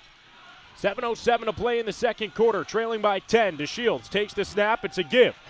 Kimbrough met at the line of scrimmage, picked up maybe 2, and it's going to be 3rd and long. Call it 18 yards. It was interesting. Kimbrough, go back to last season, had 100 rushing yards, and here he is playing in an impact situation. He's gotten the ball a few times, 36 carries, 91 yards. I would like to know the philosophy of bringing him in this early, though. He checks out. Christian Berry comes in for a heavy look. 2 tight ends, 2 wideouts. The running back is Jordan Newman. DeShields takes the snap, rolls out to the far side. It's a boot. With his eyes downfield, he delivers to the sideline, incomplete. Threw it well short of the sticks, and it's 4th and 18 at the Ball State 23 for Kent State, who brings Will Harisco and the kicking unit out to try to get them on the board for a second stab. He's 0 for 1 today, missed from 40. That's just a disappointing end to the drive for Kent State. You have 2 penalties that already, it feels like this drive is going downhill, and then 2 missed throws by DeShields. You bring up a long field goal again for your kicker, who hasn't kicked from this far and made a field goal. It's another 40-yard try, another try at a career long for Harisco. It currently sits at 38. Last one had the leg but missed wide right. This one, snap is good, hold is down, and it's a new career long for Will Harisco. The senior from Strongsville, Ohio, nails it from 40, and Ball State's lead is down to 7. It's 10-3 with 6:18 to go in the first half. Also worth noting, the Cardinals are going to get the ball out of half, so a double up here could pay dividends. It really could, and that kick shows you why you should decide to have the ball for the second and fourth quarter, because the amount of confidence behind that kick from Harisco compared to the last kick was so different. He put so much power on that ball. That was a clear-cut field goal that he could have made from 50 yards out. That was a great kick. Now for Ball State, you got 6:18 left on the clock. They've been chewing up possession time after time. So you want to try and take as much off the clock here as you can. You'd love this to be the last possession of the second half, the last meaningful possession of the first half, excuse me. But what do we expect without being certain Kyle Kelly's going to be on the football field? It's hard to know because we haven't seen a drive this season that hasn't been led by Kyle Kelly. He's a guy who, in his time at Ball State, has played special teams, he's played defense, he's played skill positions. This year, under a first-year head coach, Mike Yuremovich, he was finally given the reins to show what he can do as a quarterback where he feels most comfortable. He's led the Cardinals to a 3-5 record, undefeated at home, but right now it's Aiden Leffler in the huddle with his helmet on, hyping up his guys.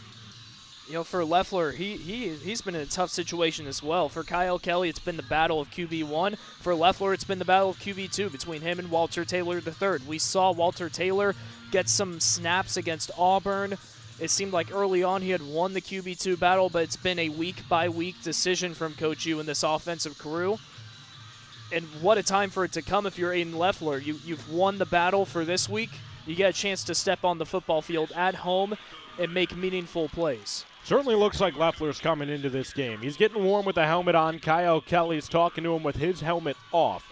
Ball State has a 10-3 lead, but with 6:18 to go in the second quarter, a quarterback switch is not exactly what the doctor ordered for a Ball State team that's looking to move to 4-0 at home. No, and you mentioned the different positions that Kyle Kelly plays. What does that tell you? It tells you that he's a durable guy who you can plug and play anywhere.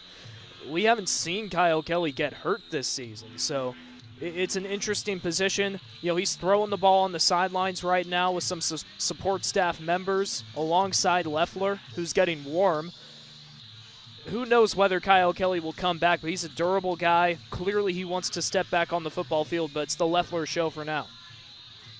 Well, I don't know if Ball State's playing mind games, but Kyle Kelly just put that helmet back on the sideline. Him and Loeffler are both currently in that offensive huddle, and only time will tell after this kickoff. From left to right, Harisco kicks it off. TJ Horton's back to get it for the Cardinals, but he watches it line drive through the end zone for a touchback.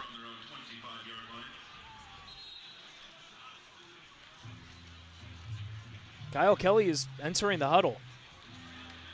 Kelly and Loeffler are both out there with helmets on. It's a 3-minute media timeout before we see if Kelly's good to go. But with 6:18 to play in the second quarter, Ball State's got a 10-3 lead. They'll set up at their own 25 when we're back here on SportsLink Digital Radio, presented by Victory Honda of Muncie. Well, together, we're all in it together. And I said it in my press conference, it's not just the players, it's not just the coaches, it's the administration, it's the trainers, it's the strength staff, it's the alumni coming back, it's the people in the community supporting our program. Together to me is just moving as one cohesive unit. I feel like I could just go back to our conditioning, our workouts together. You're building a lifelong brotherhood with this team. When I hear that word, it fires me up because I feel like it explains, football in a sense. New episode of Together is out now. Ranked number 1 in the nation by the Broadcast Education Association. This is Ball State Sports Link with SportsLink Digital Radio.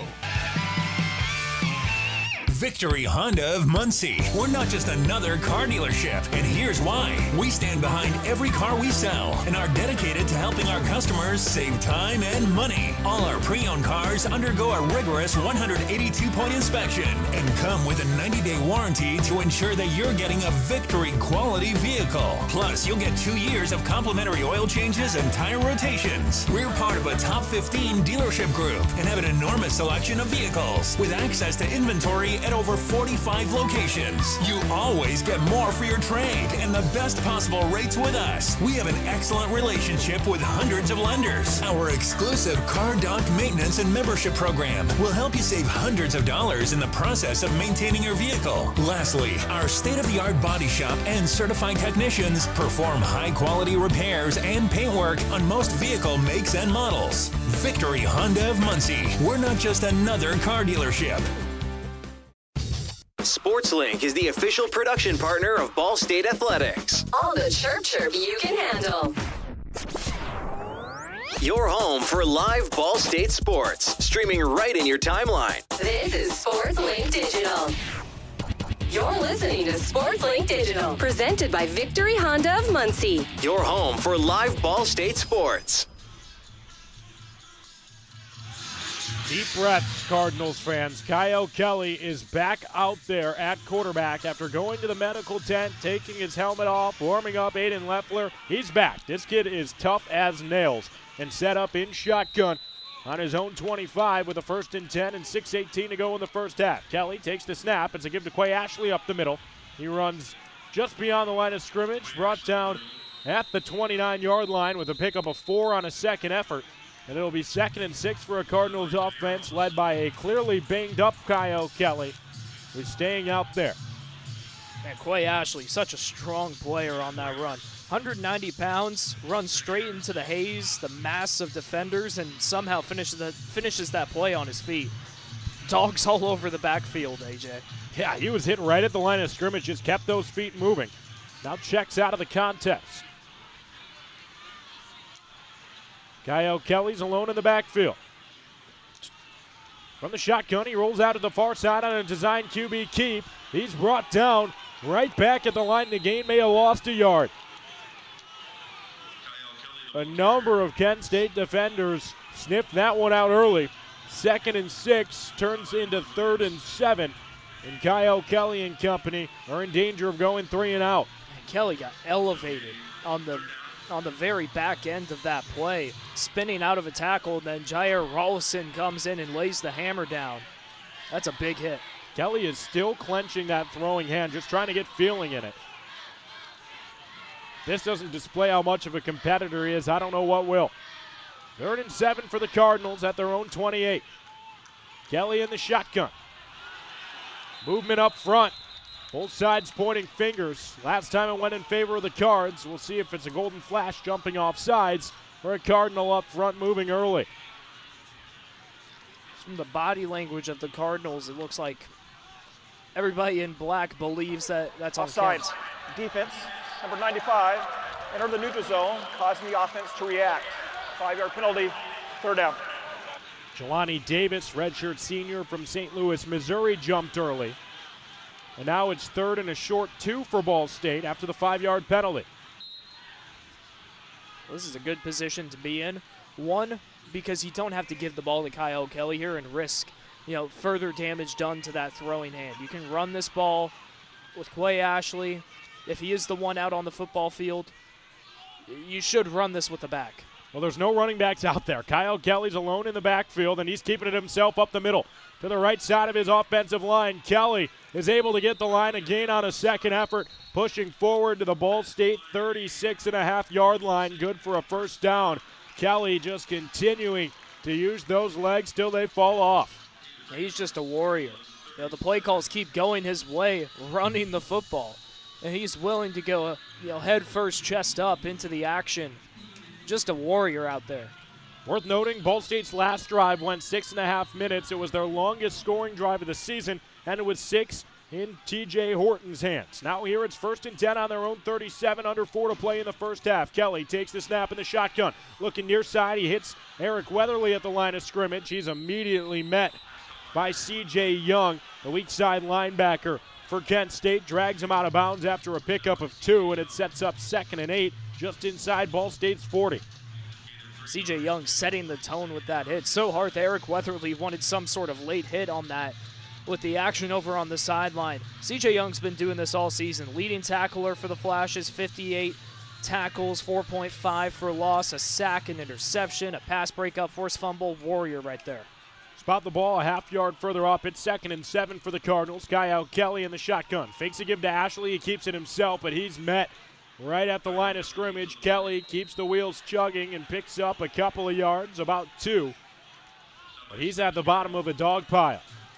It was fascinating how Kelly, as a running QB, can just keep the legs churning like he's been a running back his entire life. He gains an extra 2 yards on that play, just chopping those legs up. It's 3rd down and 5 now. Football spotted just inside the near hash. Ball State moves right to left. 2:40 and counting to play here in the second quarter. With a 10-3 lead in 3rd and 5. Kyle Kelly in the shotgun. Drops back to pass. He rolls out to the far side of the field. With his eyes downfield, he delivers a strike to Ty Robinson, who slides and makes the catch in Golden Flashes territory down at the 48-yard line and moving the sticks. That's a nice reaction by Ty Robinson to the throw that's slightly under him, able to turn, slide, make the catch before it hits the ground. That's the kind of play you want from an impact receiver like Ty. Only the 9th grab of the year for the Colorado transfer. There's another flag before this one even gets set. Ball State was pointing before they even broke the huddle.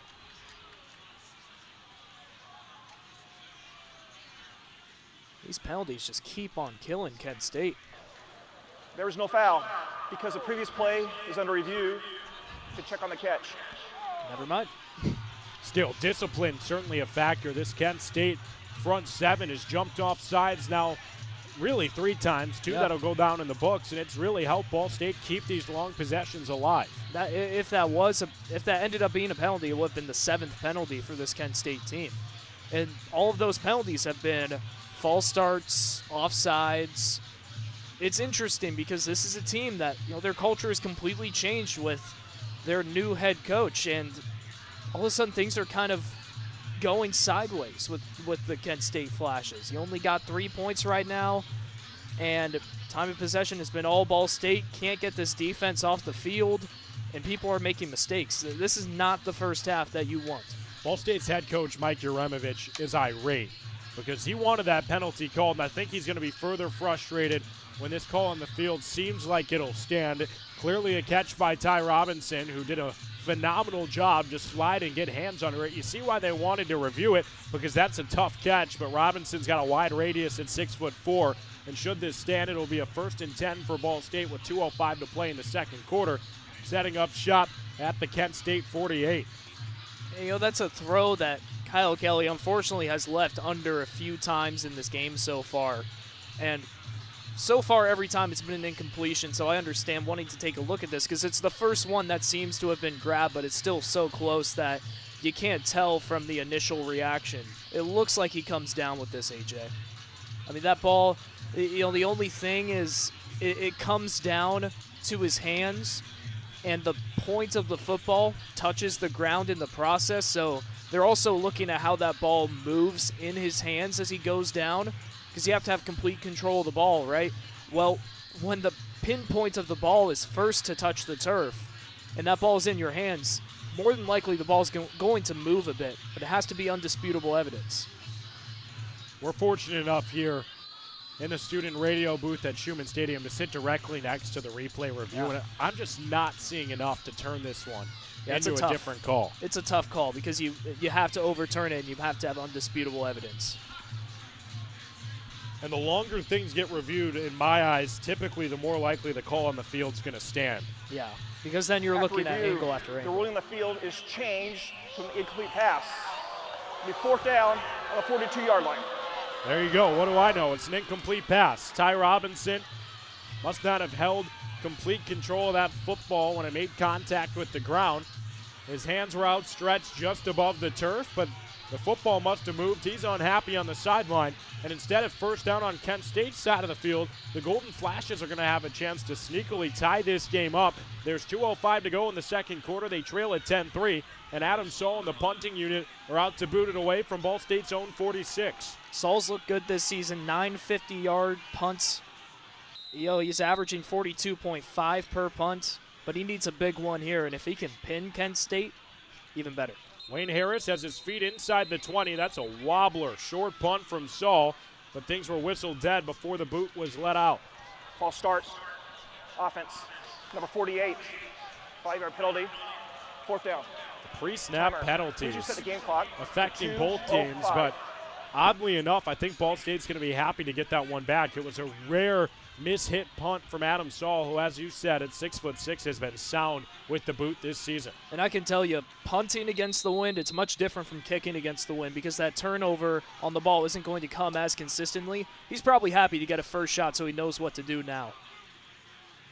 Now back at his own 38-yard line. Saul gets the snap and lets it loose. Punting into the wind. Wayne Harris signals for a fair catch, and it's made inside the 30 at the Kent State 28-yard line. So they'll have an offensive drive out of the 2-minute timeout, trailing by 7. Drew DeShields and company will look to find their footing into the half, especially with Ball State possessing the football out of the break. Critical drive for Kent State. But shout out to Adam Saul on that punt because he's able to turn that ball over just slightly. But what's most impactful about that is it wasn't a short punt. It wasn't a super long punt. But what it was high in the air. High hang time, forces the fair catch, and you give Kent State a long field with no option but to take that fair catch and say, we're going to have to set up shop here. A minute and 59 seconds to play in the first half. Kent State has the football at their own 28, but Ball State's got a 10-3 lead, looking to move to 4-0 at home. We'll be back to cover the rest of the first half and beyond right here on SportsLink Digital Radio, presented by Victory Honda of Muncie. Victory Honda of Muncie. We're not just another car dealership, and here's why. We stand behind every car we sell and are dedicated to helping our customers save time and money. All our pre-owned cars undergo a rigorous 182-point inspection and come with a 90-day warranty to ensure that you're getting a Victory quality vehicle. Plus, you'll get 2 years of complimentary oil changes and tire rotations. We're part of a top 15 dealership group and have an enormous selection of vehicles with access to inventory at over 45 locations. You always get more for your trade and the best possible rates with us. We have an excellent relationship with hundreds of lenders. Our exclusive Car Doc maintenance and membership program will help you save hundreds of dollars in the process of maintaining your vehicle. Lastly, our state-of-the-art body shop and certified technicians perform high-quality repairs and paintwork on most vehicle makes and models. Victory Honda of Muncie. We're not just another car dealership. Well, together, we're all in it together. And I said it in my press conference, it's not just the players, it's not just the coaches, it's the administration, it's the trainers, it's the strength staff, it's the alumni coming back, it's the people in the community supporting our program. Together to me is just moving as one cohesive unit. I feel like I could just go back to like our conditioning, like our workouts together. You're building a lifelong brotherhood with this team. When I hear that word, it fires me up because I feel like it explains, football in a sense. New episode of Together is out now.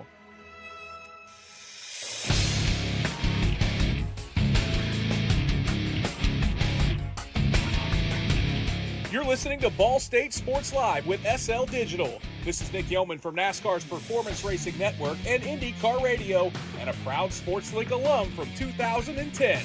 Go Cards! Ball State's defense on the field leading 10-3 with a minute 59 to go in the first half.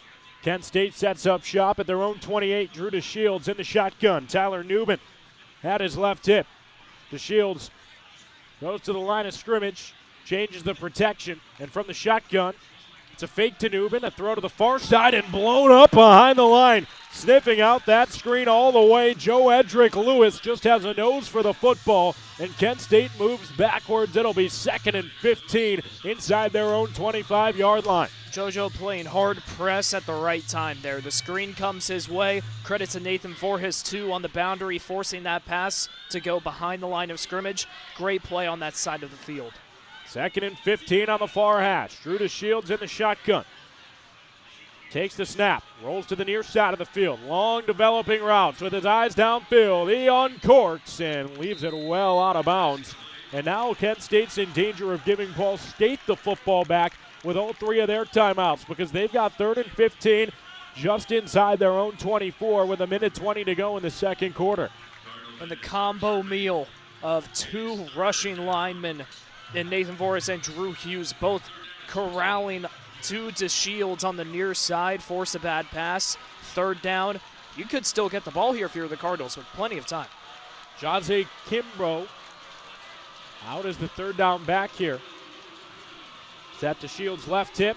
1 man out wide on the far side, 2 on the near side with the ball on the far hash. It's a snap in the shotgun and a give to Kimbrough, who is dragged down short of the initial line of scrimmage and sets up 4th down and 11 after Nathan Voorhis was able to get into the backfield.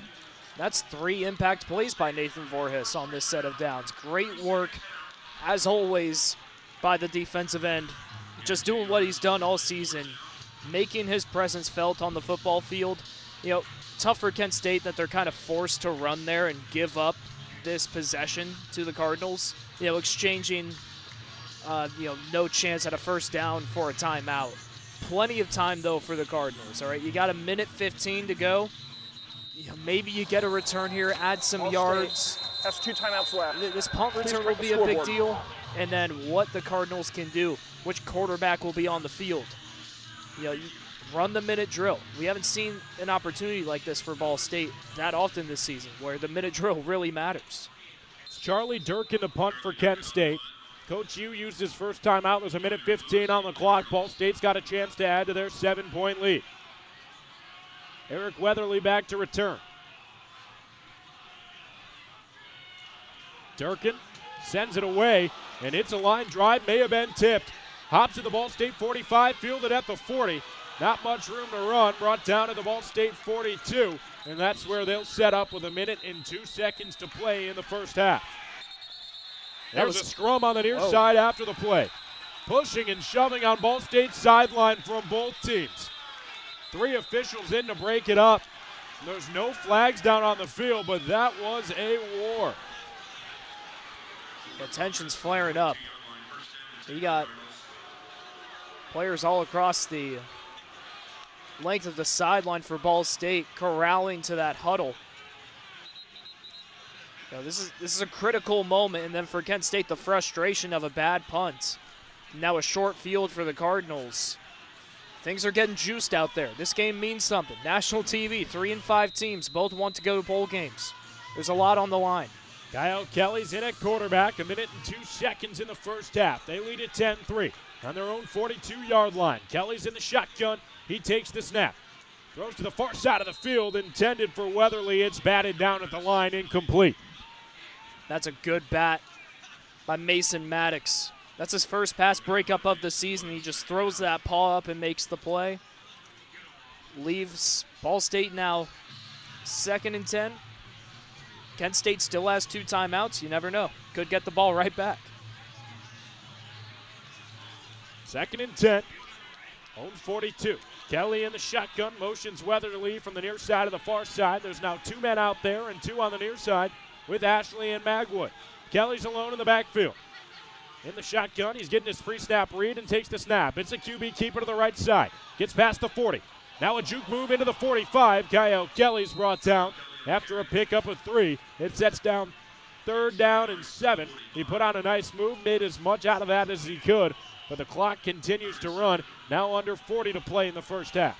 Way to keep the hand on the ball, too. C.J. Young comes from behind, wants the fumble, nothing there. No huddle from the Cardinals. Kelly claps his hands twice. No one jumps. Got Weatherly and Magwood on the near side of the field. Kyle Kelly's back to pass and looking that way. Flips his hips, far side, jump ball, incomplete. Wanted Donovan Hamilton, but it's broken up by Terrell Miller.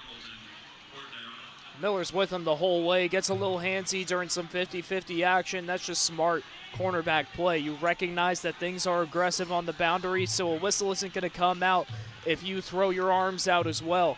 Just great, aggressive corner play that results in the stop. 22 seconds remain in the second quarter. Ball State's up 10-3. Adam Saul's out to punt, giving Kent State another chance with the football. Wayne Harris toes on the 15-yard line. Saul boots it away. It's short. Hops to the Kent State 35. It's got backspin and still rolling. Ball State finally jumps on it at the Kent State 36-yard line. The Golden Flashes with 12 seconds have a chance for a quick hitter and then maybe a shot at the end zone. Looks like Mahim McCargo accidentally touched that ball, not realizing he needs to let that stay on the ground and run a few seconds off. That's tough for Adam Saul. That ball just comes out awkwardly, and then with the wind blowing the way it is right now against him, it just dies in the air and then bounces with the wind. So one play, one good throw here, and Kent State can get into field goal position. True to Shields, joined by Gavin Garcia. The passing down back in the backfield, that is right hip. In the shotgun, 2 men out wide on the far side, 1 on the near side. Ball in between the hashes, here's the snap. 3-step drop. Rolling out, but nowhere to go. Immediate pressure, and who else but Nathan Voris. It's sack number 11. He's tied for the lead in the nation. Nathan Voris swarms Drew to Shields, and that's it for the first half. The Cardinals go into the locker room with plenty of chirp on a Nathan Voris sack. He had no time to throw, and Voris sends the Cardinals into the locker room at the half with a 10-3 lead. 11 sacks this season, 4 straight defensive plays where he makes the impact. What's 11 times 4, AJ? 44. Voorhis, this is what he does. It's a 10-3 Ball State lead at the half. It's a defensive showdown led by this front seven for the Cardinals. They'll get the ball out of the half, but before we're there, we'll hear from Max Gillie, who will be hosting the halftime show alongside Brayden. Carroll, I'm sure we'll check in with Xander Woods down on the sidelines as well. It's a 10-3 Cardinal lead as we enter the half at Midweek MACTION at the Shoe. You're listening to SportsLink Digital Radio, presented by Victory Honda of Muncie.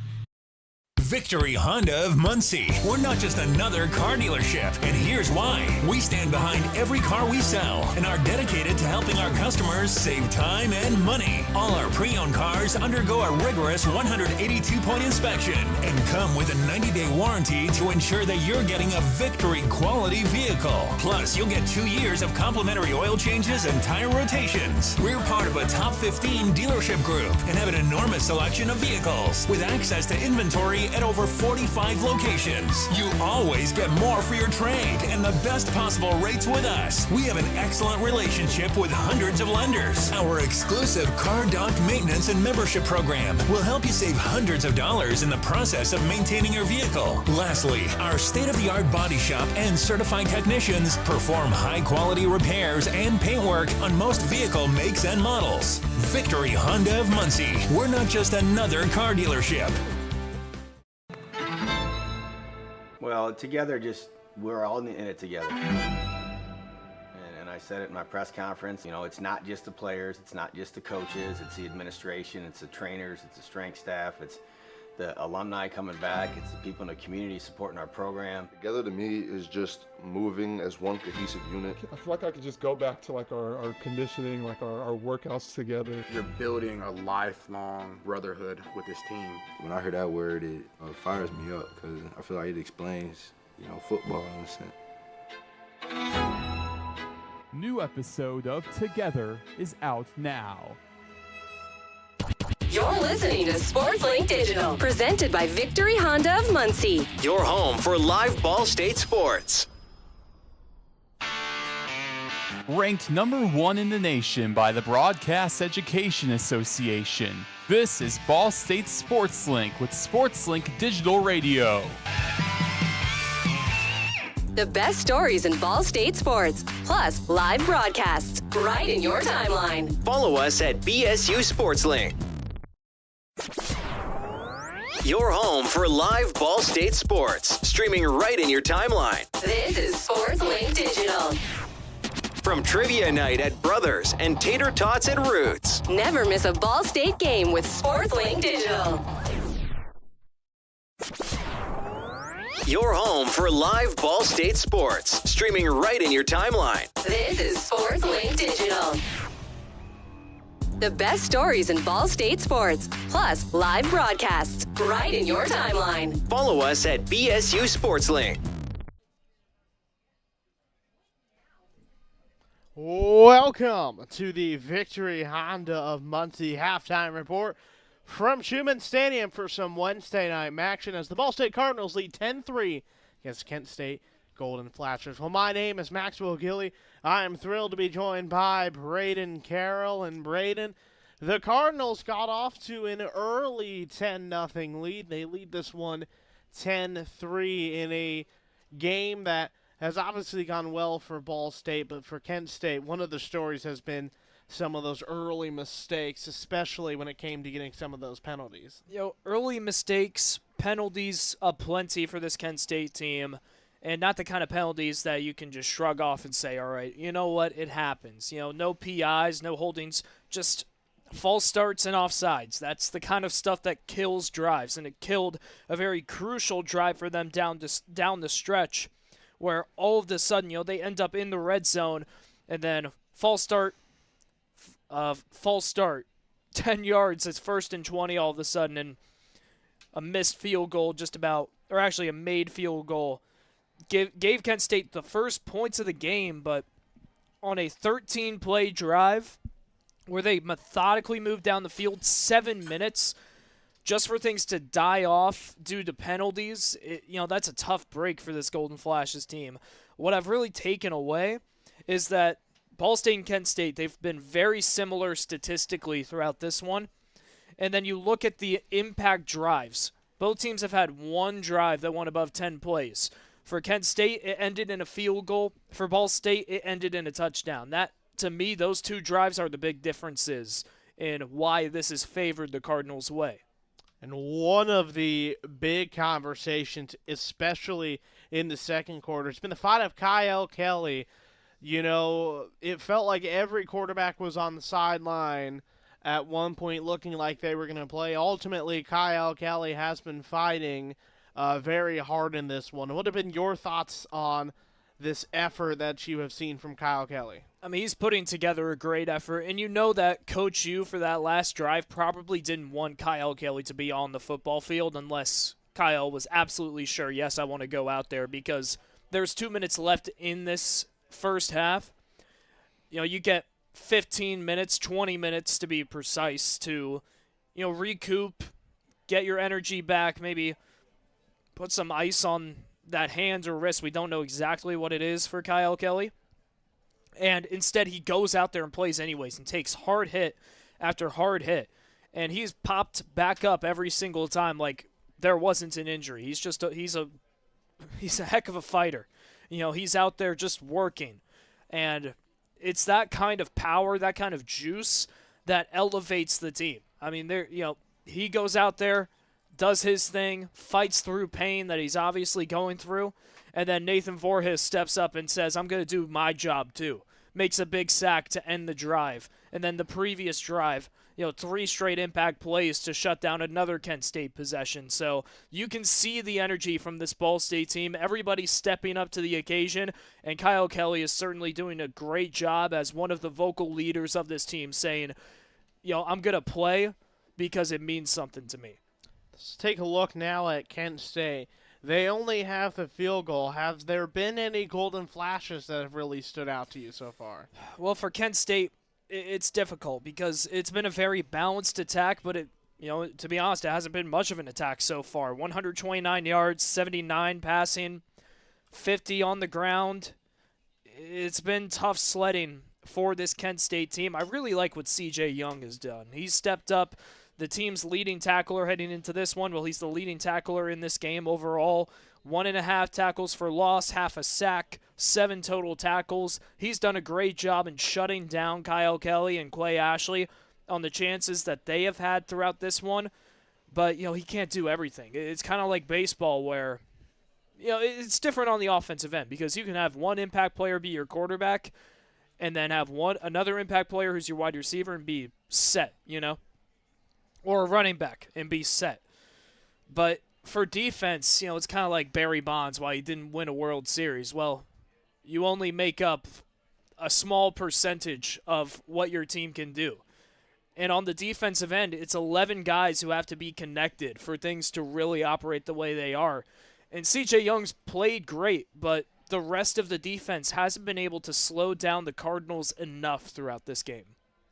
Now, we talked about it in the pregame show. Kent State, no stranger to having to mount a comeback. Would you expect to see a different Kent State coming out of halftime? I would, just because of the culture shift in this team, how they've turned to Coach Mark Carney for leadership. And also, this is an impactful game for him. He just had the interim tag removed. This is his first game as the permanent head coach of the Golden Flashes. You want to step up for your coach. You want to make him look good. That's a part of it as a player. You want to make your coaching staff proud and happy of the performance that you're putting up. And right now, Kent State, 3 points in one half, and not much offense, not much defense either. It feels like giving up 10 points is a lucky break for this Kent State team. So you know that they're going to come out with some energy and try to turn things around. It's going to come down to the defense since the Cardinals get the ball to start off the second half. Here's an update on the other midweek MACTION game with 51 seconds to go in the first half of action. Toledo leads NIU 27-3, and the big thing for Ball State, they will face Toledo towards the end of this season. So it would be a big win for Toledo if they can knock off Northern Illinois. Also want to take some time, take a look at the MAC standings, and there was really a four-way tie for first with Ohio, Buffalo, Miami, and Western Michigan all being 4-1. CMU's 3-2. Toledo's 2-2. Ball State, Kent State 2-2. And I bring this up to just kind of bring up all the parity that there really is in the Mid-American Conference this season. I mean, just looking at the records and the stats, you really aren't even sure who the best teams are going to be at the end of the year because there hasn't been just one team that's been super dominant so far. Yeah, and it's that Ohio victory against Miami last night that really told us that tale of the tape, that anybody can win this conference. I mean, just think about the fact that Ball State at 2-2 is still technically, although it's literally 0.1% of a chance, still technically an opportunity to go to Detroit and make the conference championship game. Everybody has an opportunity in that upper half, except for Akron, I believe, since they have 3 losses on the season. I think that knocks them out, but everybody else still has a chance to go out there and make it to Detroit. Ohio, they've looked great this season. Toledo, the wins that they've gotten in MAC play have all looked pretty dominant. All right, their losses have been their 2 losses have not looked good. Those are tough losses for the Rockets, but they demolished this Kent State team, and right now they're demolishing NIU. I really like the way that Toledo plays. They're a team that you have to watch out for. It's a fun conference this year, and out of any other conference in the group of 6, it's the most up for grabs. I mean, we could have a 5-loss team win the MAC this year, which would be by far and away the lowest win-to-loss ratio to win a conference championship this season, because every other conference has a 1-loss team except for, I believe, Conference USA has Kennesaw State with 2 losses, and they are at the top of the standings. But still, I mean, that's a big difference. That's a huge difference between every other conference. The MAC has just been so competitive this year.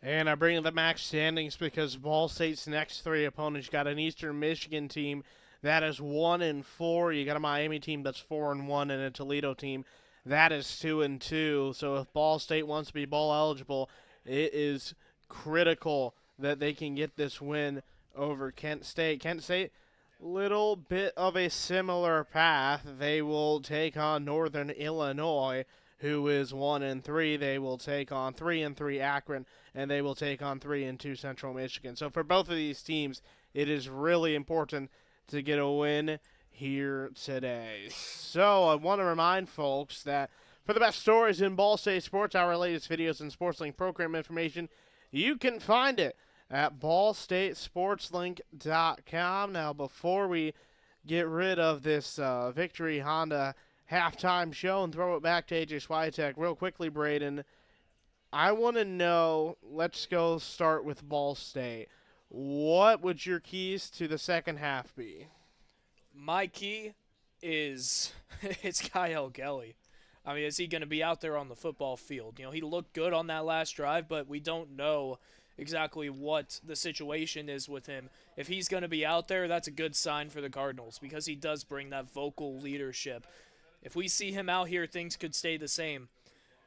And for Kent State, my key is longer drives. I mean, you got to give this defense a break. It's a low-scoring game, so if you don't score immediately out of the gates, on your first possession, maybe your second possession, it's that's fine. Just have long possessions. Make it to the next set of downs. Make it to the next set of downs after that. Just give your defense breaks, because right now it feels like Kent State's defense has been out there for way too long, and it's evident in the stat line. You have C.J. Young with 7 tackles. The second leading tackler on this team has 3.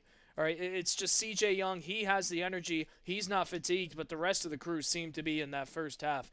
If this offense can just put some sort of rhythm together, get out of 3-and-out scenarios, they're going to give their offense a chance eventually to scrape by, or their defense eventually a chance to scrape by. This broadcast is produced by the students of Ball State Sports Link and presented by Victory Honda Muncie. For your next new or pre-owned vehicle, drop by the showroom at the corner of McGalliard and Morrison Roads in Muncie, or visit victorymuncie.com. That is VICTORY, Muncie.com. It's been a big week for Midweek MACTION. This has been a fun one. When we come back, it will be AJ Swiatek and Brayden Carroll taking you the rest of the way. This has been the Victory Honda halftime show here on SL Digital Radio, presented by Victory Honda of Muncie. Victory Honda of Muncie. We're not just another car dealership, and here's why. We stand behind every car we sell and are dedicated to helping our customers save time and money. All our pre-owned cars undergo a rigorous 182-point inspection and come with a 90-day warranty to ensure that you're getting a Victory quality vehicle. Plus, you'll get 2 years of complimentary oil changes and tire rotations. We're part of a top 15 dealership group and have an enormous selection of vehicles with access to inventory at over 45 locations. You always get more for your trade and the best possible rates with us. We have an excellent relationship with hundreds of lenders. Our exclusive Car Doc maintenance and membership program will help you save hundreds of dollars in the process of maintaining your vehicle. Lastly, our state-of-the-art body shop and certified technicians perform high-quality repairs and paintwork on most vehicle makes and models. Victory Honda of Muncie. We're not just another car dealership. Well, together, we're all in it together. And I said it in my press conference, it's not just the players, it's not just the coaches, it's the administration, it's the trainers, it's the strength staff, it's the alumni coming back, it's the people in the community supporting our program. Together to me is just moving as one cohesive unit. I feel like I could just go back to like our conditioning, like our workouts together. You're building a lifelong brotherhood with this team. When I hear that word, it fires me up because I feel like it explains, football in a sense. New episode of Together is out now.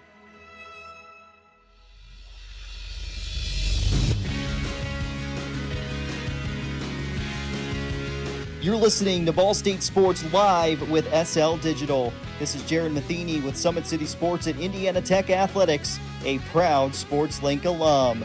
Go Cards! Hey guys, and welcome back to halftime of this Wednesday night MACTION. I would like to invite your attention to number 10, Jamad Harmon, who actually, his mother ran track here at Ball State, and his father played football back in the early 90s.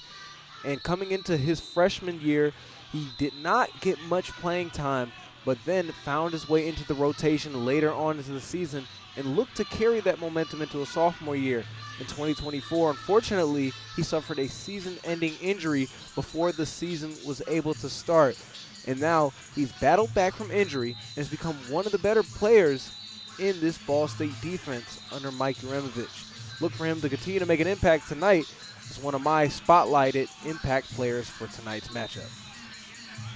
Great stuff, Xander. Jamad Harmon, the free safety for Coach Uremovich's group. He actually played at Kent State as a freshman, didn't appear, took a redshirt year, then transferred to Ball State last season under Coach New. Now he stepped into a pivotal role under Coach Uremovich on the back end of Ball State's defense. But the offense is going to start in possession of the rock. There's just under 2 minutes remaining in the halftime period. Ball State got out to a 10-3 lead. Defense has been efficient. The offense looks to continue chugging clock and plugging away points. I'm AJ Swiatek alongside Brayden Carroll. Max Gillie did a great job with the halftime show. Always good to hear with Xander on a chilly night down on the sidelines. But Brayden, you look at it, I heard your keys for both teams heading into the half, and I think you really hit the nail on the head with both. For Kent State, got to find some sustained drives in terms of length because they've just been dominated in the time of possession. That was a big breather for the defense. And for Ball State, it's about the abilities of Kyle Kelly and what all he can do dealing with that injury to his throwing side. Yeah, I like the mind games that we're still running out there on the football field. Every quarterback is warming up right now as if they're going to come in. We can assume Kyle Kelly is probably going to be back into this one. Throwing pretty normally. We'll say he dropped a football he probably should have caught, but I mean, he will probably come out there as the quarterback for this first drive. And for Kent State, it really is going to come down to like how many 3-and-outs are you going to have. Talked about the stat in pregame, how this team, in their victories and their close games, basically victories in the Buffalo game, they lost by 3 points, they have added an extra play per drive compared to their losses. And that one play, you can say it's one play. That's a big difference. That's one extra opportunity to get a drive going for a sustained amount of time. And for Kent State, you just got to give this defense a chance. Their most impressive defensive stand came after a long 13-yard play. Now, the Cardinals ended up scoring on a touchdown, but they forced plenty of third downs throughout that drive, and the Cardinals just outlasted them there. That's going to happen in football, but I was really impressed with Kent State's defense for that drive. If more situations can come up like that, the defense will make stops. Second half is underway. Harisco kicks left to right into the end zone over T.J. Horton's head for a touchback. And Ball State's offense sets up shop, moving right to left on their own 25-yard line. Kyle Kelly is in the huddle, set to get out there with the offense. He led his group to 10 points in the first half. Also became the second all-time leading rusher for a quarterback in Ball State's program history. And he's gotten so many opportunities on the ground. I would love to know how many attempts he's probably going to end up with the most attempts in Ball State history. He is a running quarterback, a dual threat guy, and I wouldn't be surprised if on this first play he goes ahead and holds the rock and goes up the middle. It's got Quay Ashley to his side, and it is a give to Ashley up the middle, who's stuffed immediately. Pickup of a half yard sets up 2nd down and 9. From Ball State's 26. First play out of the half is a run play. This is a Ball State team that, in spite some of those lopsided scores, the shutout losses to Purdue and Western Michigan and the blowout against Auburn, has ran the football over 60% of the time this season. So even in spite of those results, those lopsided scores, is a Ball State team that sticks to the run game. They keep that identity present here out of the half. And now on 2nd and 10, Kyle Kelly in the shotgun, takes a snap. He's looking to throw. No, it's a QB draw up the middle. He keeps it up the gut, gets a second push from his offensive line. He's brought down at the Ball State 30, setting up 3rd down and 5. Going back to your point, AJ, like that commitment to the running game really rears its head on 1st and 2nd down. Like the Cardinals just very rarely do you see Ball State throw the ball on 1st down.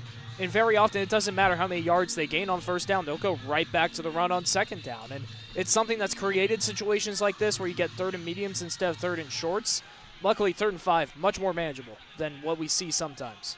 13:45 to play in the third quarter. Ball State up 10-3 with the opening possession out of the half. Kelly takes the snap in the shotgun. 2-step drop. He hits Donovan Hamilton on a slant. Good for the 1st down and more. Just past the Ball State 45. Finally wrapped down at the 49-yard line. Donovan Hamilton with a quick hitter. Kyle Kelly did his 3-step drop. Immediately planted the back foot into the ground and delivered a dart. It's a 1st down for the Cardinals, 19 yards on 3rd and 5. What I really liked about that was Donovan Hamilton, clearly the hot route. He gets open in space immediately.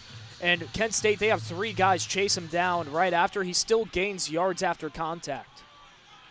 Kyle Kelly with Quay Ashley to his left hip on his own 49. Fakes a give. He's back to pass. Kelly eyes downfield, but he's sacked. Brought down at his ankles off the edge. Samaj Cross in on the tackle. And it sets up 2nd and long. Kelly just kept going backwards. So 1st and 10 of the Ball State 49 turns into 2nd and mighty long from the Ball State 38 after an 11-yard loss on the sack. And Kyle Kelly slow to get up. Yeah, usually it's a sign that you got beat as a lineman when you end up behind your quarterback. And Adam Dolan was about a yard or 2 behind Kyle Kelly by the time he was down. That's a big miss, and right now is the worst time to give up sacks when Kyle Kelly's only about 30 minutes separated from getting hurt. Kelly's back up. He's got 2nd and 20. Ashley in motion. It's a throw to him on the near side. Quay Ashley catches at the Ball State 35, surges past the 40. He's brought down at the Ball State 43-yard line. Pickup of about 5 yards makes it 3rd and 15 for the Cardinals. The kind of situation that they don't typically exceed in is when they have a long ways to go to the sticks with an offense that's predicated on the run. Terrell Miller makes that tackle, and he pushes his own player aside, getting everybody juiced up. This is a defense that feels motivated right now. The previous play is under review for potential targeting. Going back to that, AJ, when Terrell Miller got up, he did appear to be a little shaky. I think he was upset that a player was in his way when he got up. I don't know if it was just juice, I mean, it looked like there was some serious contact. I didn't want to say it immediately because you don't want to speculate, but now that we're talking about targeting, he did get up quite shakily as if it was head-to-head. It's really hard to tell. Oh.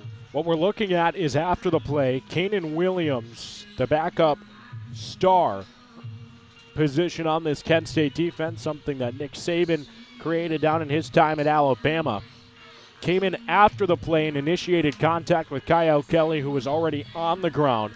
It's just a matter of if it will be targeting because there was no personal foul. So this is the difference between 15 yards and a first down and 3rd and 16 for Ball State, in addition to Kanan Williams having his life sort of up in the air in this game, depending on if he'll be able to continue this one for Cherokee Valeria's defense. Yeah, that probably was Kanan Williams who got up slowly for Kent State. Just knowing the numbers are yellow for Kent State, the jerseys are white, the 18 and 10 kind of blend together. Plus, Miller's on the opposite side of the field in that situation. But, yeah, I mean, it's a late hit, and it is head-to-head, so I wouldn't be surprised if this ends up being targeting. Kanan Williams came flying in after the play. With Ashley already on the turf, he initiated contact on the near side of the field. See if he led with the crown of that helmet. I guess we're about to find out. Review, the ruling of the field is upheld. There's no targeting. 3rd down. So no targeting, and Ball State will have 3rd and 16 on their own 43 after the 5-yard pickup for Quay Ashley through the air. You know, and that could come down to the definition of forcible contact to head-neck area. It looks like he more flies in without much aggression, like it was just a glancing blow. So I think that's a good call by this officiating crew.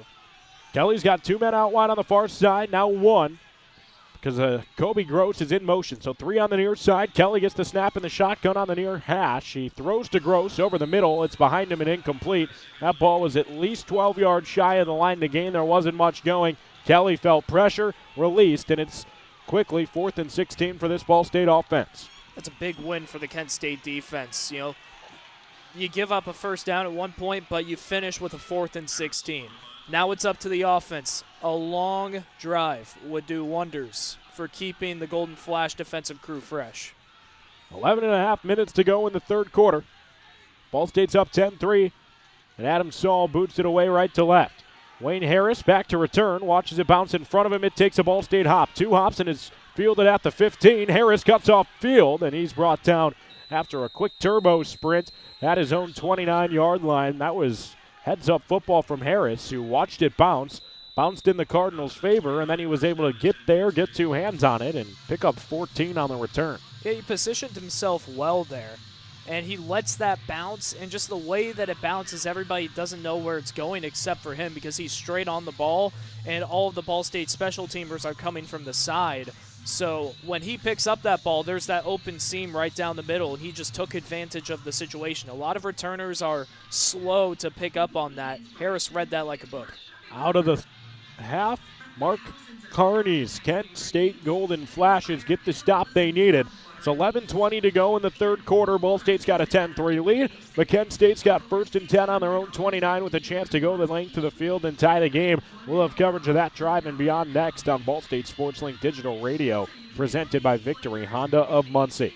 Victory Honda of Muncie. We're not just another car dealership, and here's why. We stand behind every car we sell and are dedicated to helping our customers save time and money. All our pre-owned cars undergo a rigorous 182-point inspection and come with a 90-day warranty to ensure that you're getting a Victory quality vehicle. Plus, you'll get 2 years of complimentary oil changes and tire rotations. We're part of a top 15 dealership group and have an enormous selection of vehicles with access to inventory at over 45 locations. You always get more for your trade and the best possible rates with us. We have an excellent relationship with hundreds of lenders. Our exclusive Car Doc maintenance and membership program will help you save hundreds of dollars in the process of maintaining your vehicle. Lastly, our state-of-the-art body shop and certified technicians perform high-quality repairs and paint work on most vehicle makes and models. Victory Honda of Muncie. We're not just another car dealership. Well, together, we're all in it together. And I said it in my press conference, it's not just the players, it's not just the coaches, it's the administration, it's the trainers, it's the strength staff, it's the alumni coming back. It's the people in the community supporting our program. Together to me is just moving as one cohesive unit. I feel like I could just go back to like our conditioning, like our workouts together. You're building a lifelong brotherhood with this team. When I hear that word, it fires me up because I feel like it explains, football in a sense. New episode of Together is out now. You're listening to Ball State Football, streaming live with SportsLink Digital. Now back to the stadium. Here at Schumann Stadium in Muncie, Indiana, the wind that once ripped from left to right has come to a standoff. There's not much wind anymore. Kent State sets up on their own 29. They trail at 10-3 with 11:20 to go in the third quarter. Elements no longer much in play. Sun is set, lights are on, and Kent State is looking to tie this one up on offense. With the back here for Kent State, having Newbin start this off, I would expect a run from the Golden Flashes, right up the middle. 215 pounds. Just get him downfield, get him 3 or 4 yards, get this drive moving early. He's set up at the quarterback, Drew DeShields' right hip. DeShields now motions him out to the near side. He's back to pass. Rolls to the near side of the field at the 20. Uncorks, deep downfield at the 30. It's well out of bounds, leading his wideout Deshaun Martin onto the Ball State sideline and incomplete. Well, I was wrong right there. Not Tony Romo, as much as I wish I could call things. But, I understand wanting to pass and getting creative with the slide, but now you're at 2nd and 10, and the playbook's much more up for grabs. You don't really have a plan. 2nd and 10 this far back. Newbin moves to DeShields' left hip. He stays in the shotgun. 2 men out wide on the far side, 1 on the near side. It's a give to Newbin. He runs to the near hash, just past the 30. He's dragged down at the Kent State 32.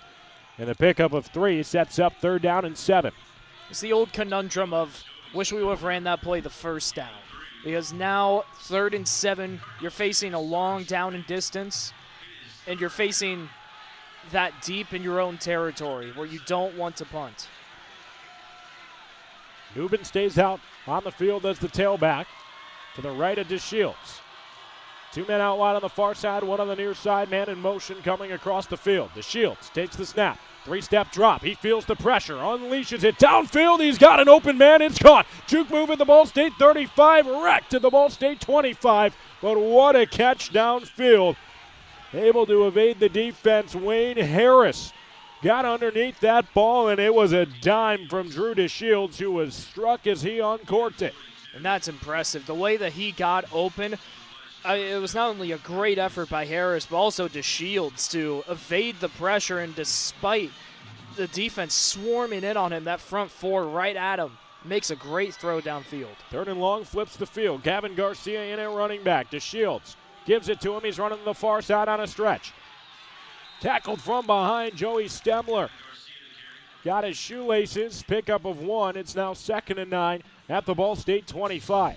Stemler makes those kind of impact plays on the outside. That's really his job as the middle linebacker, is to be the hover. And when you see an outside run come, go for the angle. He won the angle there, forces no gain on the run. He wears that green dot too, calls Coach Jeremovich's defense.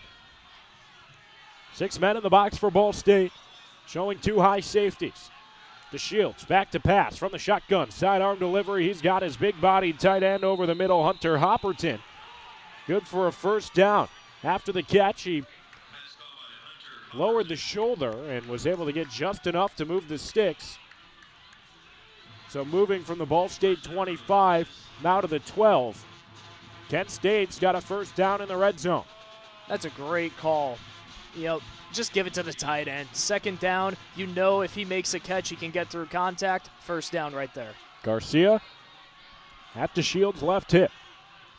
He takes the snap. It's a give to Garcia. Stretch to the right side. Makes the first man miss, but he's brought down just past the line to gain. The line of scrimmage. He's down at the Ball State 10, setting up 2nd down and 8. JoJo Lewis comes in as a front side corner. He's first to contact, and what he does is he loses the tackle at first and then just grabs Newbin by the ankles, forces him into a bad situation where all he can do is take the contact from there, everybody else swarming. DeShields in the pistol. Newbin 3 yards behind him.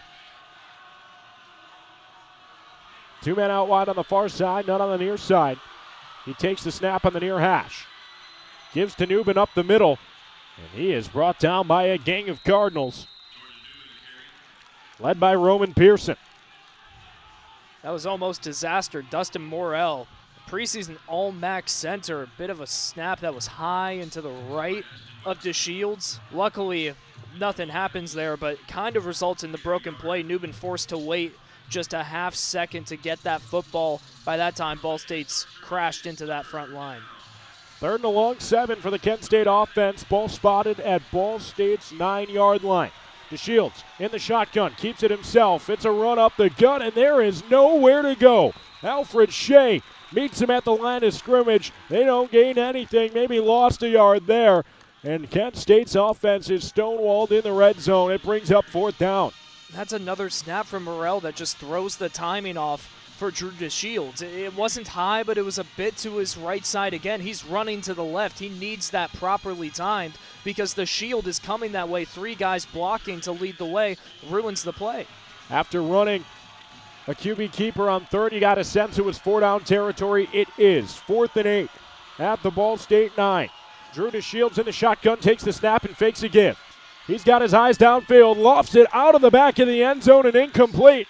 The Ball State defense stands strong. Joe Edric Lewis was one-on-one with Ardell Banks, and he gets the laugh. After going all the way down the field, the Golden Flashes come away with nothing, and Ball State holds on to a 10-3 lead with 6:40 to go in the 3rd. A defensive player we don't get to call the name of much, Ben Marsh, who's the backup for Voorhees, came in for that 4th down play and forced the pressure that created a bad pass where DeShields is jumping up to the front to make a pass. Look, there's a reason jump passes are organized. It's a trick play because you don't want to throw those regularly, and he throws that one way above the head of his intended target. That's a great blow-up by the Cards, but to the benefit of Kent State, it's what the defense wanted, a long drive. Now you get them refreshed, and you have Ball State pinned deep against their own territory. If Kent State can make a stop here, you just give your offense another short field, so they're still in good position. After a 42-yard completion to Wayne Harris flipped the field, Ball State's defense held strong in the red zone and holds the score at 10-3 in favor of the Cards. Looking to move to 4-0 at home on the season. There's just over 6.5 minutes to play in the 3rd, and Ball State's offense will set up on their own 9 next. This is SportsLink Digital Radio presented by Victory Honda of Muncie. Well, together, we're all in it together. And I said it in my press conference, it's not just the players, it's not just the coaches, it's the administration, it's the trainers, it's the strength staff, it's the alumni coming back, it's the people in the community supporting our program. Together to me is just moving as one cohesive unit. I feel like I could just go back to our conditioning, our workouts together. You're building a lifelong brotherhood with this team. When I hear that word, it fires me up because I feel like it explains football in a sense. New episode of Together is out now.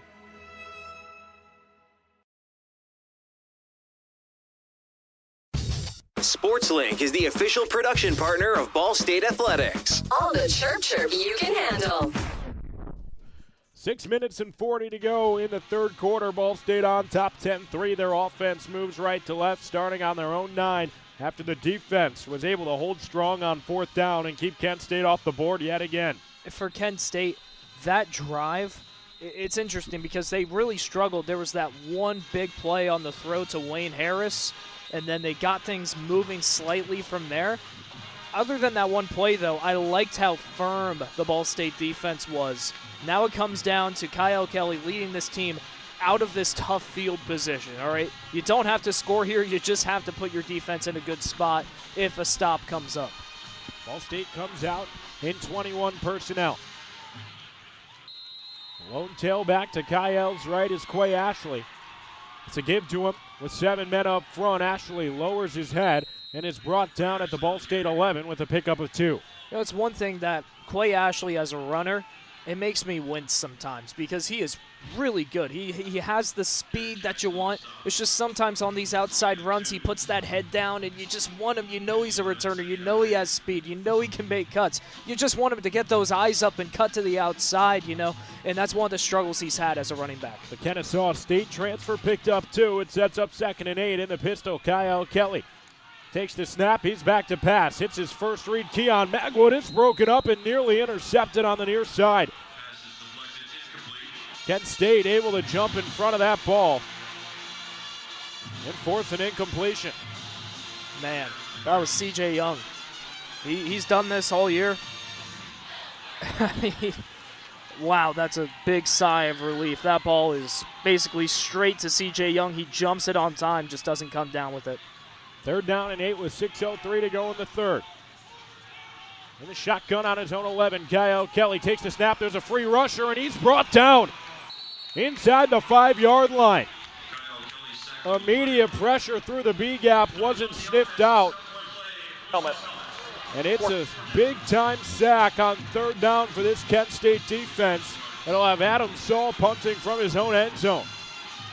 And look how refreshed this defense is, AJ. When they are given time, this defense really churns out great stops. I mean, everybody comes down on that front line to make the QB hurry. And I think it was C.J. Young who finished off that sack. Could have been, it was actually Jamon Mathis. He came up with that sack. Just great play by Kent State. His 4th sack of the season as Adam Saul booting it right to left, and it's a short wobbler. Fielded at the Ball State 35, running backwards. Wayne Clark switches field. He's up to the Ball State 30 and has blockers in front of him. 25-20. 15-10. Wayne Clark all the way down inside the 10-yard line. Talk about flipping fields. That's back to nearly the line of scrimmage from that punt. It's going to be 1st and goal for Kent State after Adam Saul had to punt from his own end zone, and Wayne Harris did the rest. I mean, the shiftability from Wayne Harris, incredible there. He runs into his own defender, comes out of that, still able to find the edge. And what I really liked about that, I wish I could tell you the numbers, but special teams, it's a bit hard to nose on the field, but there was blocking everywhere. I mean, everybody's throwing a block to that sideline. That's a great return. Say he stepped out at the 10, so it's 1st and goal at the Ball State 10-yard line for this Kent State offense. DeShields takes the snap. It's a give to Garcia up the middle. He rumbles forward for a pickup of 5. And it's 2nd and goal at the Ball State 5-yard line. There's just a certain energy that this Kent State team has out of the halftime break. They look confident. I mean, Garcia takes that ball, and he runs like Cam Scadaboo. Just head down, let's get going. Let's churn those legs and run over somebody. Every position looks different in this second half for Kent. Touchdown away from potentially tying the game. Kent State goes to the Wildcat. DeShields is out wide, and it's a direct snap up the middle, able to bumble his way all the way into the end zone. It was a direct snap straight to a backup running back who's able to get in for a touchdown from the 4-yard line.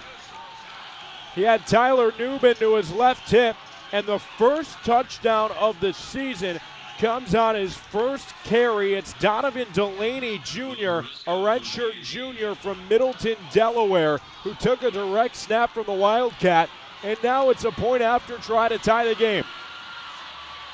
Holds down, kicks up, and Harisco hammers it through. It's a 10-10 ball game with 4:42 to go in the 3rd after some trickery led to Donovan Delaney Jr. taking a snap, faking a give to Jordan Newman, and taking it himself through the hashes. That's all 3 phases of football getting the job done in about a 2-minute span. You have the great defensive stop, a 3-and-out from your squad, big-time return from Wayne Harris, and then the creative play calling on offense that ends in a touchdown. Kent State looks totally different in this second half. Both sides of the field are energized, and I don't like talking about momentum because personally I don't believe in it in football, but it does feel like there's a difference in how this team has come out. The Golden Flashes coming out with energy, turn to some depth, and they have trust in Donovan Delaney Jr. for good reason. It's a 5-yard rushing touchdown that has this game knotted up at 10 apiece with 4:42 to go in the 3rd. Ball State will take over on offense when we're back on SportsLink Digital Radio, presented by Victory Honda of Muncie. Well, together, we're all in it together. And I said it in my press conference, it's not just the players, it's not just the coaches, it's the administration, it's the trainers, it's the strength staff, it's the alumni coming back, it's the people in the community supporting our program. Together to me is just moving as one cohesive unit. I feel like I could just go back to like our conditioning, like our workouts together. You're building a lifelong brotherhood with this team. When I hear that word, it fires me up because I feel like it explains, football in a sense. New episode of Together is out now. Victory Honda of Muncie. We're not just another car dealership, and here's why. We stand behind every car we sell and are dedicated to helping our customers save time and money. All our pre-owned cars undergo a rigorous 182-point inspection and come with a 90-day warranty to ensure that you're getting a Victory quality vehicle. Plus, you'll get 2 years of complimentary oil changes and tire rotations. We're part of a top 15 dealership group and have an enormous selection of vehicles with access to inventory at over 45 locations. You always get more for your trade and the best possible rates with us. We have an excellent relationship with hundreds of lenders. Our exclusive Car Doc maintenance and membership program will help you save hundreds of dollars in the process of maintaining your vehicle. Lastly, our state-of-the-art body shop and certified technicians perform high-quality repairs and paintwork on most vehicle makes and models. Victory Honda of Muncie. We're not just another car dealership.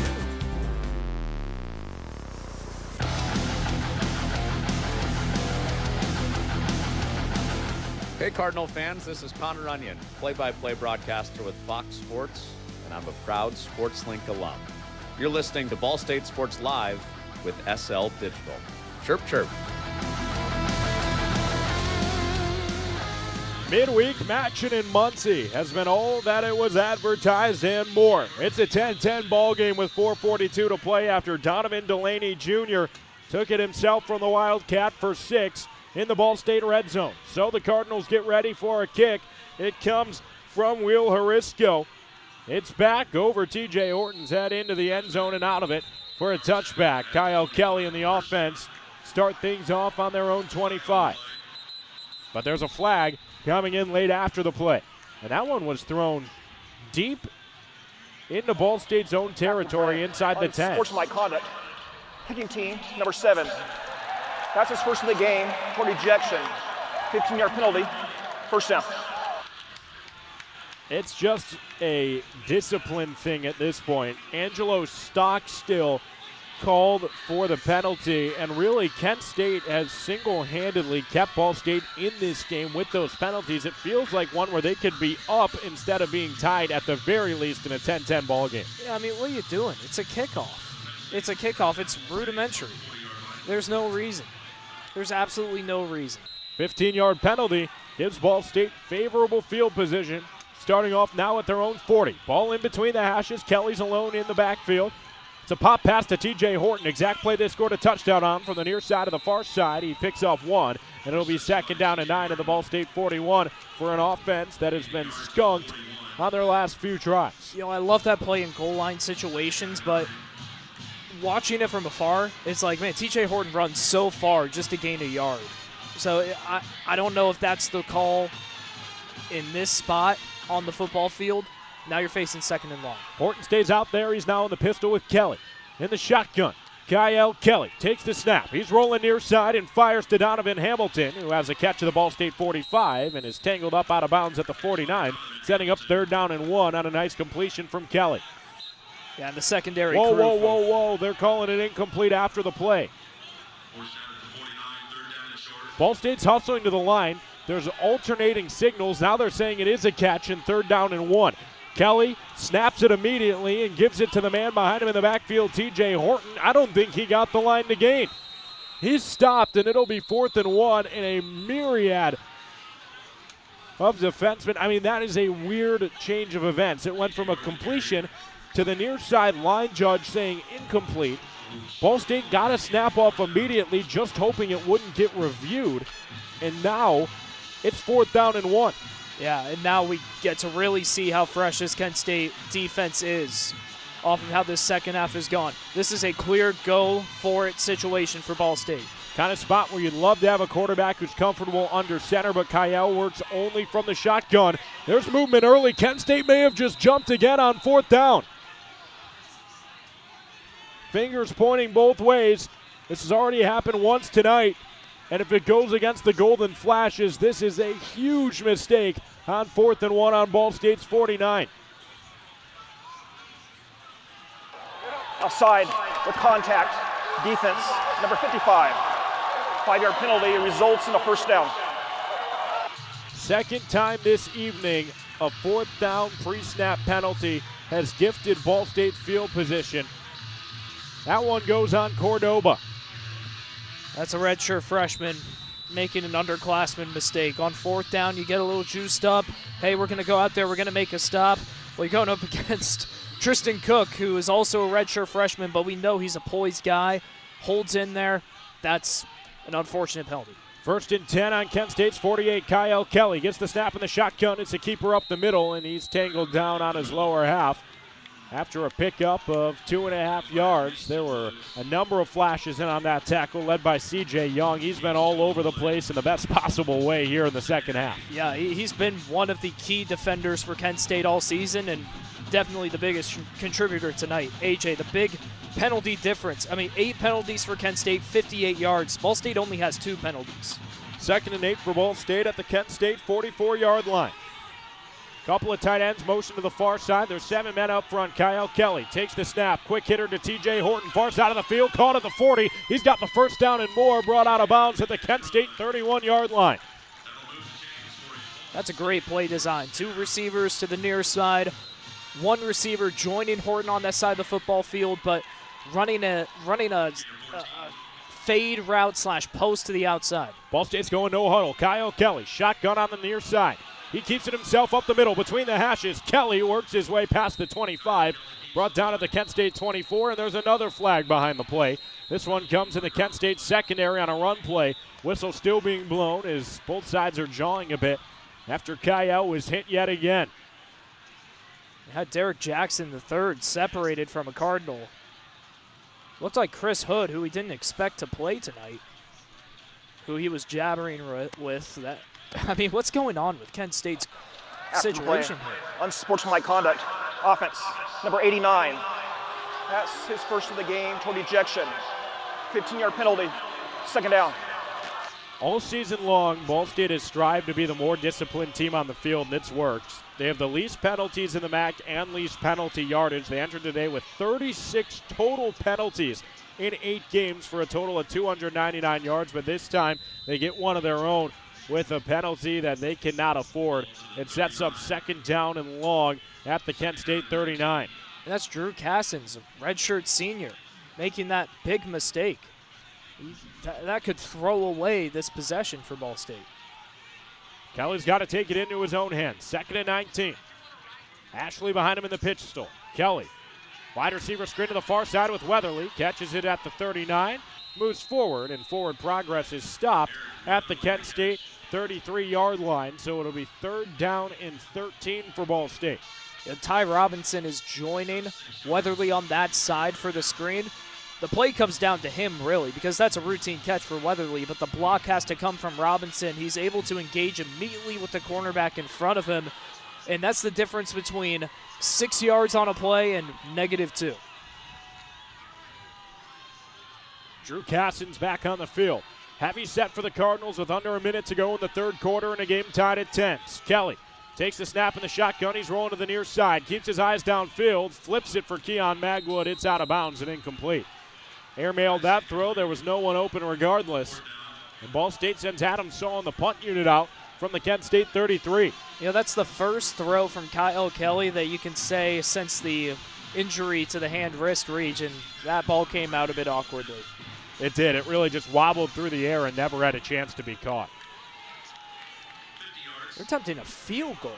So they sent Adam Saul out there. It was to hold for D.C. Pippin in his Ball State debut. He made a 54-yarder in high school. This one's from 50 for the lead. Holds down. Pippin's kick is up.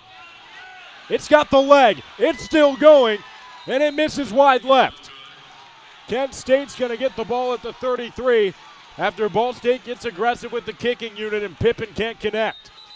I mean, it's not much wind left. All right, it's probably 2 miles per hour at this point. But that bit of wind is just enough to make the ball die ever so slightly. And that ball did appear to die at the very top of the arc just a little bit. And DC Pippin leaves it to the side as well. I understand going for that field goal. I mean, what's the difference really? 20 yards compared to a touchback versus this? I like the call. Kent State's on offense. On the far hash to Shields, gets the snap in the shotgun. It's a quick hitter on a swing pass to the near side. There's room to run. Past the Kent State 40, down at the 45. All the way with a pickup of 12 and a first down. It's Barnes, and it moves the sticks. And Barnes, he catches that ball, and the speed between how he ran the route and turning was so different. That acceleration really showed. 7 seconds to go in the third quarter. Don't need to get a snap off if they don't want to. 1st and 10 they do. Shotgun, it's a give up the middle. Garcia's got it. He stumbles forward for a pickup of 1 yard. And Kent State will have 2nd and 9 on their own 46. This is the end of the third quarter. And we're back in the fourth quarter. It's a 10-10 ball game, but Kent State's got all the momentum on their side, driving with the football. And this drive is really going to matter a bunch. This is a Kent State team that this is about the point in the game where they turn things around against Bowling Green. This middle stretch between the middle of the third and the middle of the fourth, that's when they scored 21 unanswered points against the Falcons. So they already got themselves a touchdown here in this third quarter. Now into the fourth quarter, can you continue the momentum? Kent State hasn't won in Muncie, Indiana since 2001. They haven't won on the road yet this season, but they've got the ball at the 48-yard line, and they're driving down the field in a game tied at 10 apiece with 15 minutes to decide a victor. We'll be back after this on Ball State Sports Link Digital Radio, presented by Victory Honda of Muncie. Well, together, we're all in it together.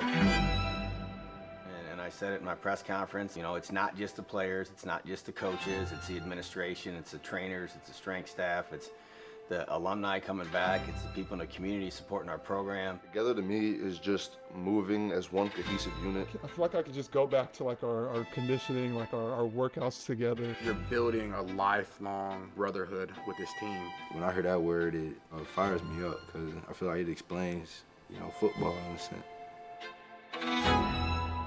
New episode of Together is out now. Victory Honda of Muncie. We're not just another car dealership, and here's why. We stand behind every car we sell and are dedicated to helping our customers save time and money. All our pre-owned cars undergo a rigorous 182-point inspection and come with a 90-day warranty to ensure that you're getting a Victory quality vehicle. Plus, you'll get 2 years of complimentary oil changes and tire rotations. We're part of a top 15 dealership group and have an enormous selection of vehicles with access to inventory at over 45 locations. You always get more for your trade and the best possible rates with us. We have an excellent relationship with hundreds of lenders. Our exclusive Car Doc maintenance and membership program will help you save hundreds of dollars in the process of maintaining your vehicle. Lastly, our state-of-the-art body shop and certified technicians perform high-quality repairs and paintwork on most vehicle makes and models. Victory Honda of Muncie. We're not just another car dealership. Guys, going into this fourth quarter matchup with Ball State and Kent State, both teams tied up 10-10 apiece. And entering tonight's Mid-American Conference matchup, both teams are identical in their records, both being 3-5. This game is crucial for both teams' slim postseason hopes. A win moves a team one step closer to 6 wins, typically required for bowl eligibility. They've won 3 straight games in this series versus Kent State. Ball State has, including a thrilling 37-35 win last season, in which Kent State was sealed in the final moments. This game marks the historic matchup for Kent State, as it's the first game with the Mark Carney era as a permanent head coach after having the interim tag removed last week. The Golden Flashes are looked to build momentum into this new and authority leader to secure their first win against an FBS team from this past season. Going back to you, AJ. Thanks, Xander. Great stuff down on the sidelines. It's 2nd and 8 for Kent State to kick off the fourth quarter in a 10-10 ball game. They've got the ball on their own 48 now, moving right to left for the fourth. DeShields in the shotgun, claps his hands, no one jumps. Now he takes it. It's a fake give to Garcia. He's looking to go deep. DeShields steps up in the pocket. He may have been past the line of scrimmage, but it's a complete pass as it stands down to the Ball State 25, and there are no flags on the field. They're going to want to rush to the line of scrimmage. DeShields looked like he passed the line to get that ball off, but they say it's complete, and Kent State's in field goal range with a chance to take the lead. Yeah, this is a mayday situation. Now, the officials are holding their arms out to signal that they're waiting. Wouldn't be surprised if people are taking a look at this one. It was close. It was very close to the line. There's no penalties, so DeShields got away with one. Now he's got first down, and he gives it to Garcia. Sweep to the near side of the field, runs into his own blocker. He's able to stutter step and make something out of nothing. 1st and 10 from the 22, turns into 2nd and about 6 from the 18. Garcia's looked like a great first down runner throughout this game. He's got 39 yards on 8 carries, but on first downs, he's averaging 3 or 4 yards, churning this offense. An offensive lineman down for Kent State after the play. Now with 14:06 to go in the fourth quarter. The Golden Flashes, who have already scored 10 unanswered points, have a realistic shot at taking the lead here on the road. They'll have 2nd and 6 on the Ball State 18, but maybe down a big body up front. You know, now in this situation for Kent State, got to think about the fact you're 1 of 2 on field goals, missing 1 from 40 yards. Now you're in that position where, hey, if it comes down to a field goal, you don't want to see a penalty. You don't want to back up Will Persico again. You don't want to put him in this situation. Don't want to force him to have to kick a long field goal. So just positive yards. You're in the red zone. Anything positive works out. Any points work out. You just can't put your kicker in a tough spot. We step away for the injury timeout. It's a 10-10 game with 14:06 to determine a winner. 2nd and 6 at the Ball State 18 for this Kent offense when we return to SportsLink Digital Radio, presented by Victory Honda of Muncie. Well, together, we're all in it together. And I said it in my press conference, it's not just the players, it's not just the coaches, it's the administration, it's the trainers, it's the strength staff, it's the alumni coming back, it's the people in the community supporting our program. Together to me is just moving as one cohesive unit. I feel like I could just go back to our conditioning, our workouts together. You're building a lifelong brotherhood with this team. When I hear that word, it fires me up because I feel like it explains, football in a sense. New episode of Together is out now. From the bell tower to your smartphone, anywhere in the world. Never miss Ball State Sports with SportsLink Digital. It's a 10-10 game in the fourth quarter. Kent State's got 2nd and 6 at the Ball State 18 after moving down the field with a strike from Drew DeShields, who let it go just at the line of scrimmage, was able to push the sticks and now set up this try in the red zone. And Drew DeShields, he's going to have to use that talent here. Any time that Drew DeShields drops back and rolls out, he's a dual threat quarterback. Typically, when he's underneath his linemen, he's going to stay in the pocket and let it rip. I wouldn't be surprised if we see some rollout opportunities, get his chances to use his legs more frequent as we enter the red zone. He's met by Jordan Newman in the backfield at his right hip. Lone receiver out wide on the near side, Ardell Banks. DeShields fakes a give to Newman. He throws to the far side of the field. It's complete just past the line to gain for a first down. That's just ethical gaining right there. Just the short throw to Deshaun Martin, quick slant route. Recognizing Will Yates is playing back. Man coverage, but about 5 yards of separation. That was probably an audible, to be honest with you. Sets up 1st and 10 at the Ball State 12. DeShields in the shotgun. Newman to his left. Gives it to him. Right up the middle. Newman brought down at the Ball State 9-yard line. It's a pickup of 3 that sets up 2nd and 7 on the far hash. This running back crew just keeps doing what they've been doing all game, gaining solid yards on first down. 2 yards, you'll take it at this position of the field. Just the closer that you get to be able to make short passes that end up in the end zone. That's the game plan. You want to give Drew DeShields chances to throw. 13 minutes to play, 10-10 ball game. 2nd and 7 for Kent State in the red zone. On the far hash, DeShields takes the snap. It's another give to Newman right up the middle. He tries to bounce it outside, but there's nowhere to go. Immediately met by a number of Ball State defenders. Looks like it was Willazon Yates and a couple of linebackers in there to make that stop. See, that kind of surprises me going for the run, because you've already put Drew DeShields in a situation where, hey, we can go for 2 passes here. Your short throws will make it to the end zone. Now you only have 1 chance if you're going to be conservative, which I would expect Coach Carney to be willing to take a field goal here, but you only get 1 chance now for DeShields. 3rd and 7 at the Ball State 10. 10-10 game, 12.5 minutes to go. DeShields from the shotgun. It's a handoff. Able to bounce outside and get the yards to gain down at the 1-yard line, but hold on, there's a flag. Illegal formation, offense, 5 players in the backfield, 5-yard penalty, 2nd down. Oh, that's a crusher. Gavin Garcia had the first down, but it's an illegal formation that sets 3rd and 7 into 3rd and 12. You got first-year OC in Clay Patterson, previously the wide receiver coach for the Golden Flashes. I don't know if that was a miscue in motion or just the design of the formation, but that's a play you might have to scrap. The stretch caught Ball State off guard. Now we'll see if Kent State looks to throw. 3rd and 12 at the Ball State 14. DeShields alone in the backfield. Takes the snap from the shotgun. He feels the heat and takes it himself up the middle. He's brought down at the Ball State 11 with a pickup of 3.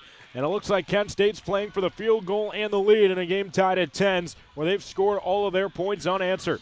You know, the Red Sea parted there for a minute right up the middle, and DeShields took that advantage, but Joey Stemler playing QB spy, not making a step until he sees DeShields is coming right at him. That's a great play by Joey Stemler. 28-yard field goal for Will Harisco. He's 0 for 1 from kicks in this range this season. Snaps good, holds down, kicks up, and Harisco's got his first sub-30-yard field goal of the season. Kent State leads at 13-10 with 11:07 to play after a lengthy drive ends with 3 points. And that's got to be a good feeling for Kent State. You want that drive to end in a touchdown. The penalty kind of shut things down, and from that point, you're just thinking field goal. Clearly, with the run, it looked like a designed run with DeShields on the quarterback draw. Now you have the lead. It comes down to your defense, and what I really like is they're still giving their defense time to recuperate after these drives. I mean, you go back to how that drive turned out, 8 plays. That's plenty of time for your defense to get refreshed. 11 minutes and 7 seconds left in the fourth quarter. Kent State's got their first lead of the night. Midweek MACTION in Muncie reads 13-10 in favor of the Golden Flashes, who are looking for their first win at the Shoe since 2001. We'll be back after this on SportsLink Digital Radio, presented by Victory Honda of Muncie.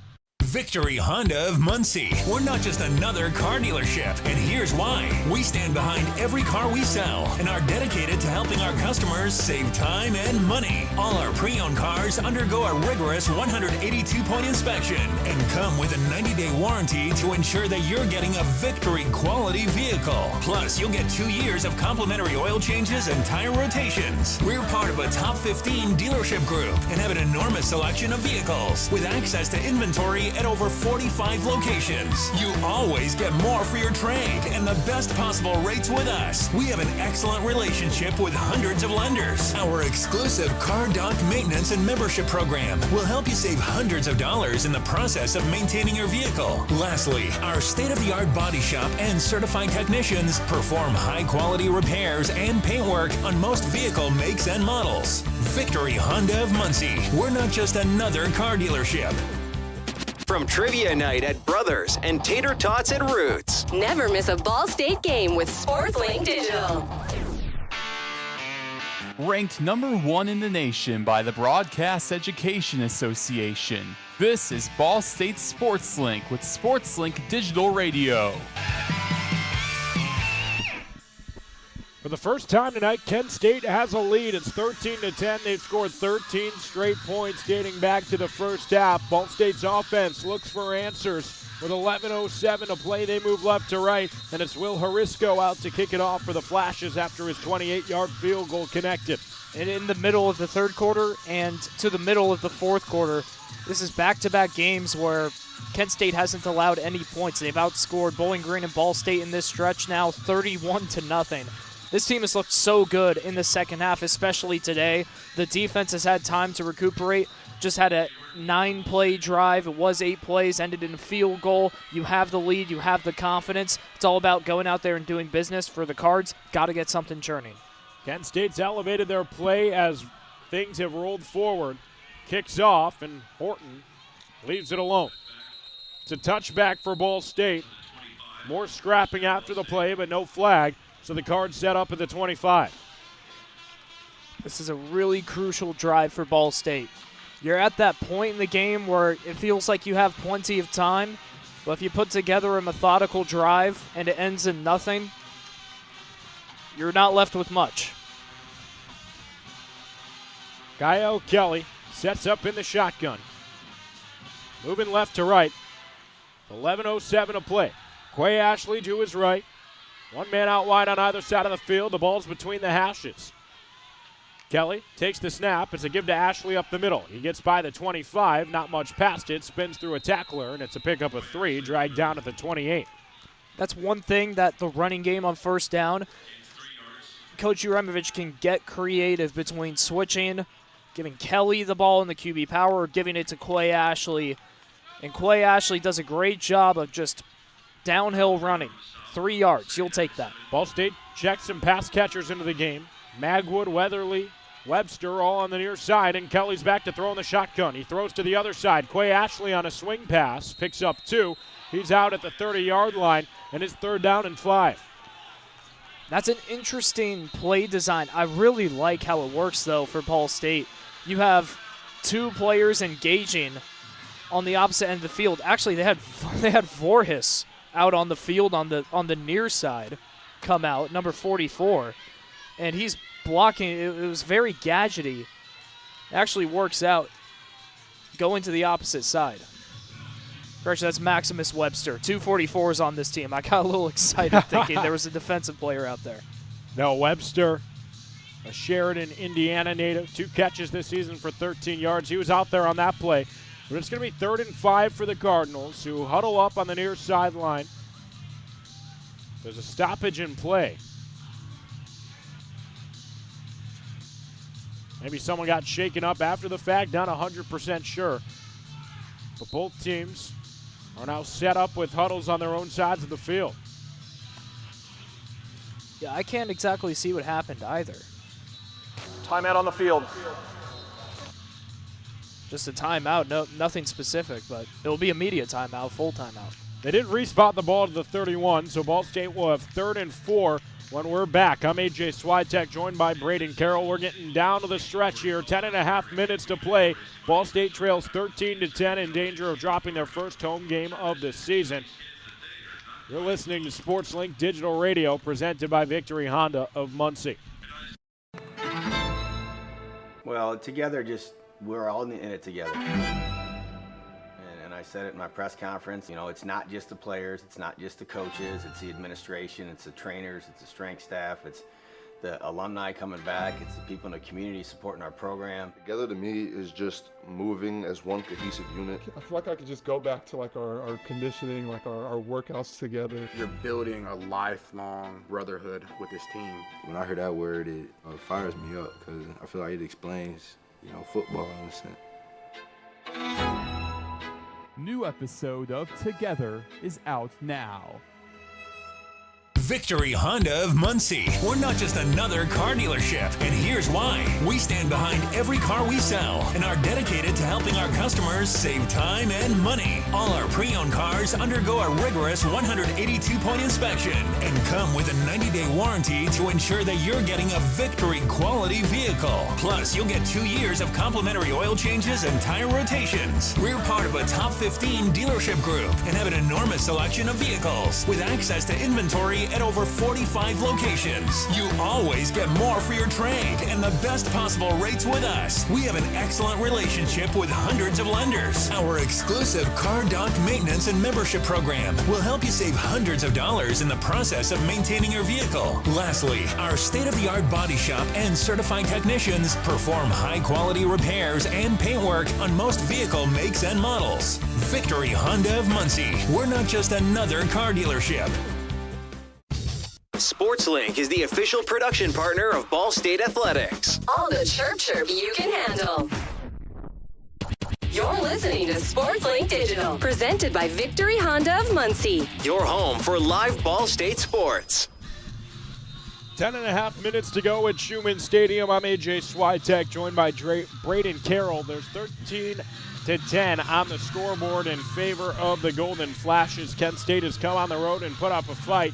Ball State's got 3rd and 4 at their own 31-yard line. Have to find a way to convert this one. Can't give Kent State the ball with the ability to take time off of the clock. Kelly sets up in the shotgun.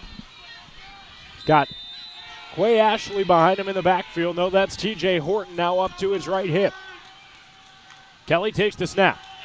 Wanted a quick hitter, didn't have it. Now he tucks and runs. Near side, rolls out, throws off platform, and incomplete. Intended for Keon Magwood over the middle. It was hit from behind and immediately hits the turf, shaken up. Man, I think Kyle Kelly hesitates on a pass he really should have made. Drew Cassins opens up on the flat, and he was open when Kyle Kelly looked at him. I don't know what the hesitation was, but that's a miss right there. Brings out the punt unit and a flurry of boos. 10:19 to go. Adam Saul is going to boot it away left to right with Wayne Harris, who already has a big return in this one, back deep inside his own 30.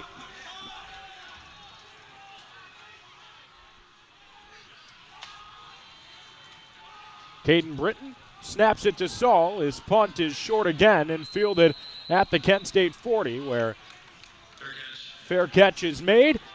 And Kent State again will have an offensive possession, start with some good field position. Great field position, and what that does for you is it takes all of the pressure off of this moment. You know, you feel comfortable punting, but what would it be even better for Kent State is set up another set of downs after this one and just let that clock roll. If you can take 4, even 3 minutes off of the clock, it'll do wonders. Up by 3. Drew to Shields in the shotgun with Gavin Garcia to his left. Takes the snap. It's a give to Garcia. He takes it to the outside. Past the 45. Gets through another wave of tacklers. He's got the first down. Gavin Garcia goes out of bounds at the Ball State 49 with a pickup of 11 and moves the chains. And if he wasn't forced to the boundary by Jack Beebe before Beebe makes contact, he escapes and probably takes that thing to the house. Wide open field in front of Harris, and he broke Beebe's initial contact. Now under 10 to go. Kent State possesses the football in Ball State's territory, up 13-10. The Shields takes the snap. It's a trick play. Receiver on a reverse, looking to throw downfield into double coverage and intercepted. Joedric Lewis jumps in front of it for his 3rd pick of the season and gives Ball State the life they needed. It was Brown in off the bench, and the trickery doesn't work. Joedric Lewis there for the interception, and Ball State gets the rock right back. I mean, why would you do that? Why would you do that into double coverage? Sebastian Brown. I just don't understand the play call or why he's throwing that football. You're a wide receiver, son. Go ahead and run it. You don't have to throw into nobody's forcing you to throw into double coverage. That's such a big mistake. Not only that, but he's throwing to a running back who's double covered 30 yards downfield. That was Gavin Garcia. And now Ball State has the ball at their own 18. Kyle Kelly in the shotgun, back to pass. Wants options downfield, nothing's there, so he hits his tight end in the check down with a quick move down past the 30. Finister has a first down. Drew Cassins has gotten on the field a lot. It was questionable whether or not he would be tight end 2 heading into this one. It appears though he would maybe come in with Cameron Anthony and swap time here and there. He's played full on in the second half, and he's looked great. 1st and 10 on their own 30. Kyle Kelly in the shotgun, 9:13 to play. He takes the snap. Keeps it himself up the middle. Kelly puts on a move. He's able to get to the 35, 36, 37-yard line, but now there's a flag in the middle of the field, and Kent State is pointing that this one's backing up. Kelly's going to be frustrated, too, because it looks like it's holding. Looked like he also received a face mask on the way down, and that didn't get called. Holding. Offense. Number 66. 10-yard penalty. First down. They get Chris Hood with the holding. He was out earlier in this game, but the preseason All-MAC left tackle with a costly mistake as Ball State backing up for a first down and 20 at their own 20-yard line with 9 minutes and 5 seconds to play in a game they trail 13-10 at home. That's not a mistake that Chris Hood makes very often. It's TJ Horton in the backfield with Kyle Kelly. In the shotgun, Weatherly comes in motion. Kelly fakes a pop pass and goes up the gut with it. He is swarmed at the Ball State 26-yard line. It'll make it 2nd and 14 with the tackle outside the near hash. Wow, the officials called that one quick. The runner's that ball came down. Stopped. A forward progress. He was moving. I mean, they called that after about a second or two. The forward progress what? I'm sorry. I know I'm getting frustrated, but that's ridiculous. That's not a forward progress situation. That ball came out. Works in favor of the Cardinals because that ball was out on the field. But now they have 2nd and 14.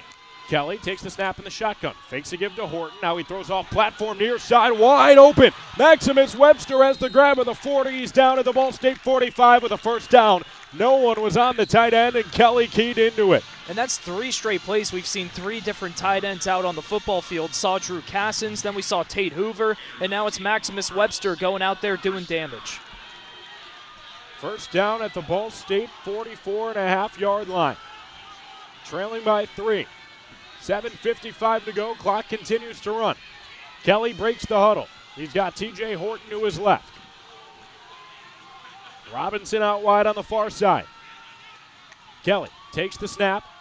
It's a fake give to Horton. He wanted to keep it himself, but it wasn't the right decision on the read. He is brought down right back at the line of scrimmage. It's 2nd and 10 for Ball State.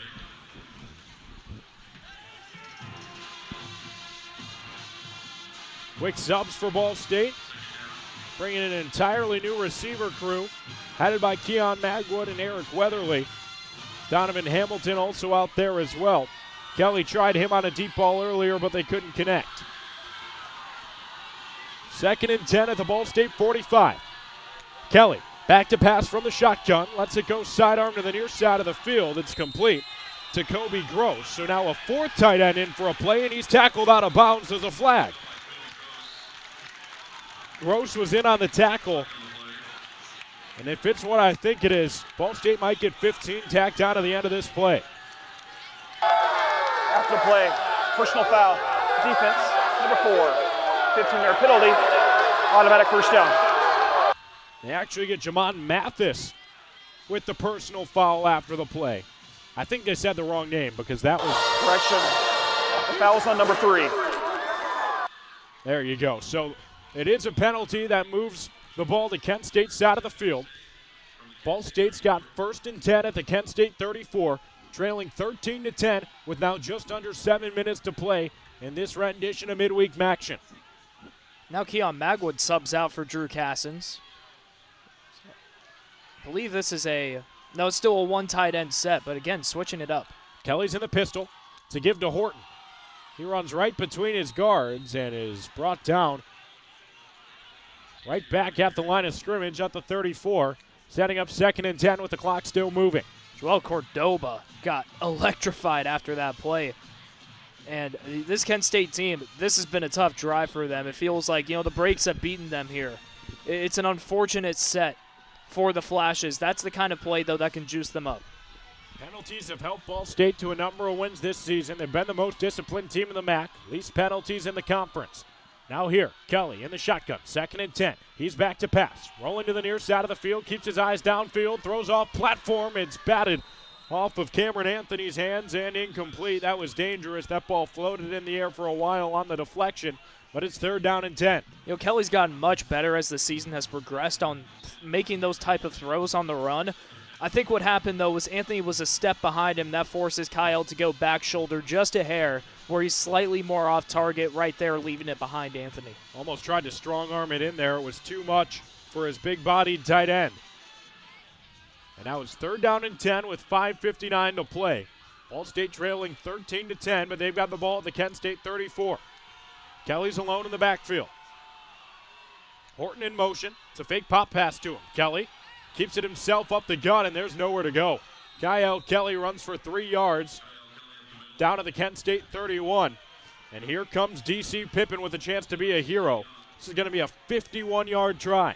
This is a big kick. Look at the clock that's chewed down since this drive started. I mean, we're talking 4 minutes gone for the Cards on this drive alone. Got to end it with points. It's a lot of faith from first-year coach Mike Uremovich and a kicker that he made the switch to this week.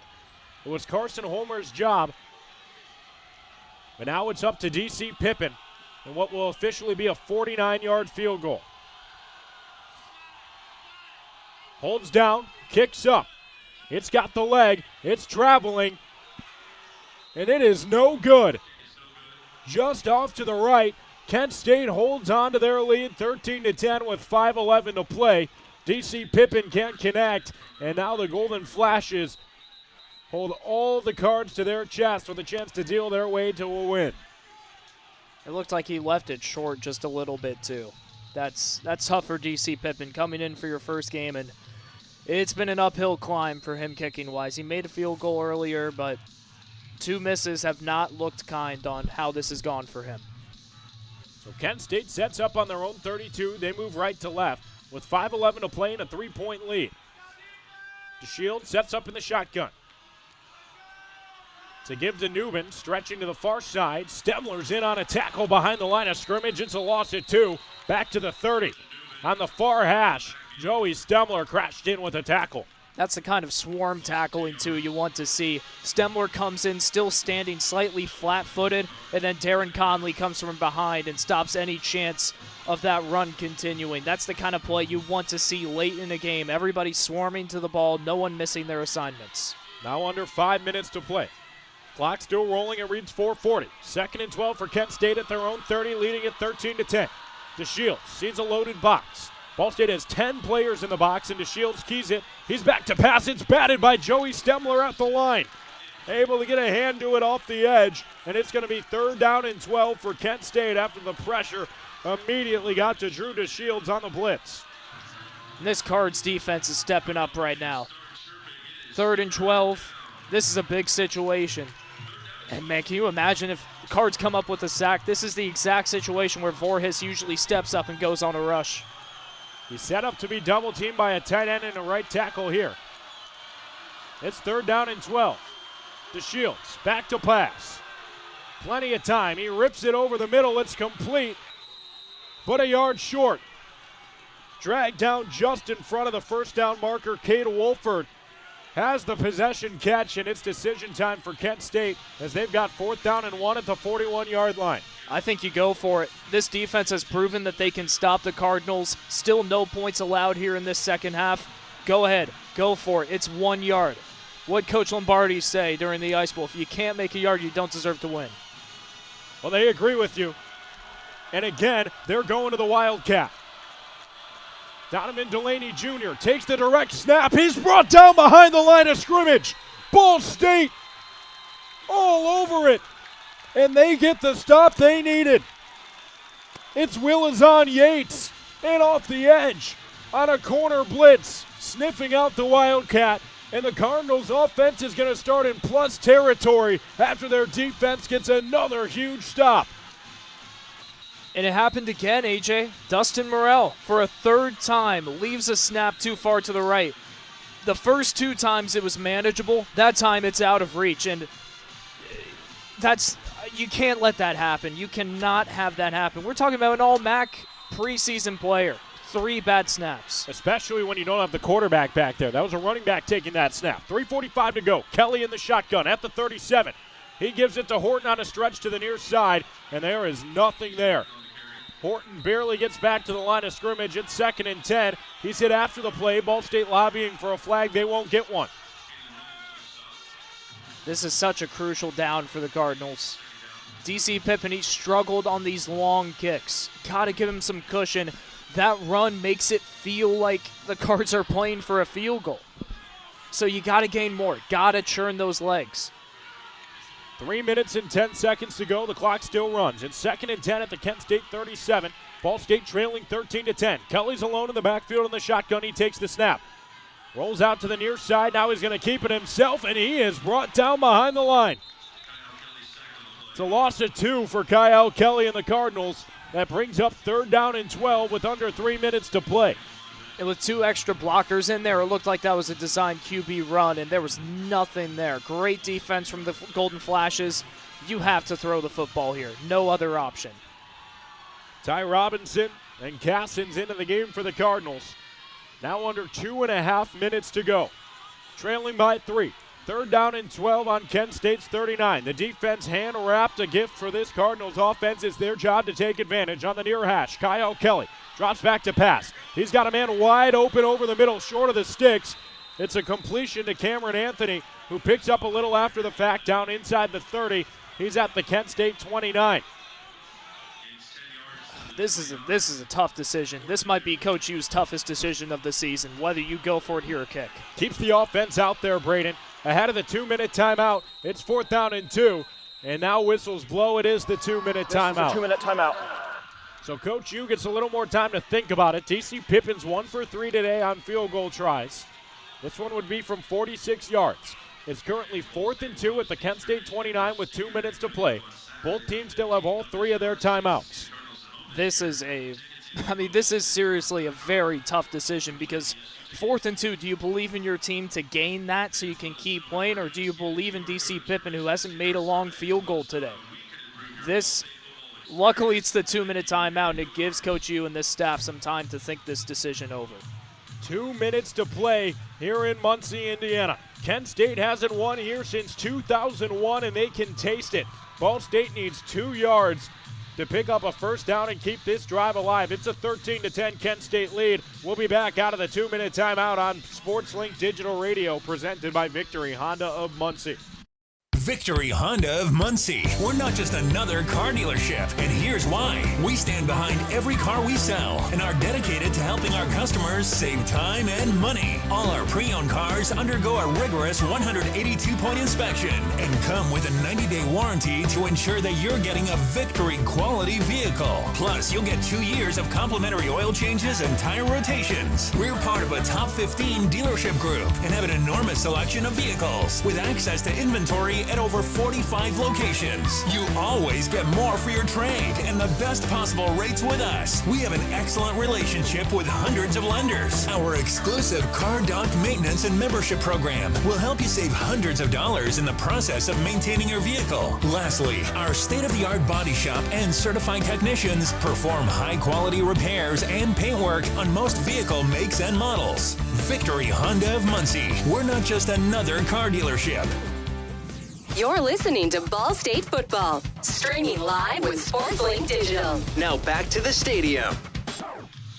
We are in the 2-minute timeout in Muncie, Indiana, and I can't imagine a more tense situation. Ball State is trailing 13-10 at home, but they've got 4th and 2, and it's decision time at the Kent State 29-yard line. DC Pippen, who was elevated to the starting place kicker this week, has already missed 2 in this game, and Coach U is going to have to choose between trusting Kyle Kelly and the offense and trusting DC Pippen and his special teams unit. Yeah, you're looking at a long field goal here if you do give it to DC Pippen. Looking at a 46-yarder, which would be very long for him.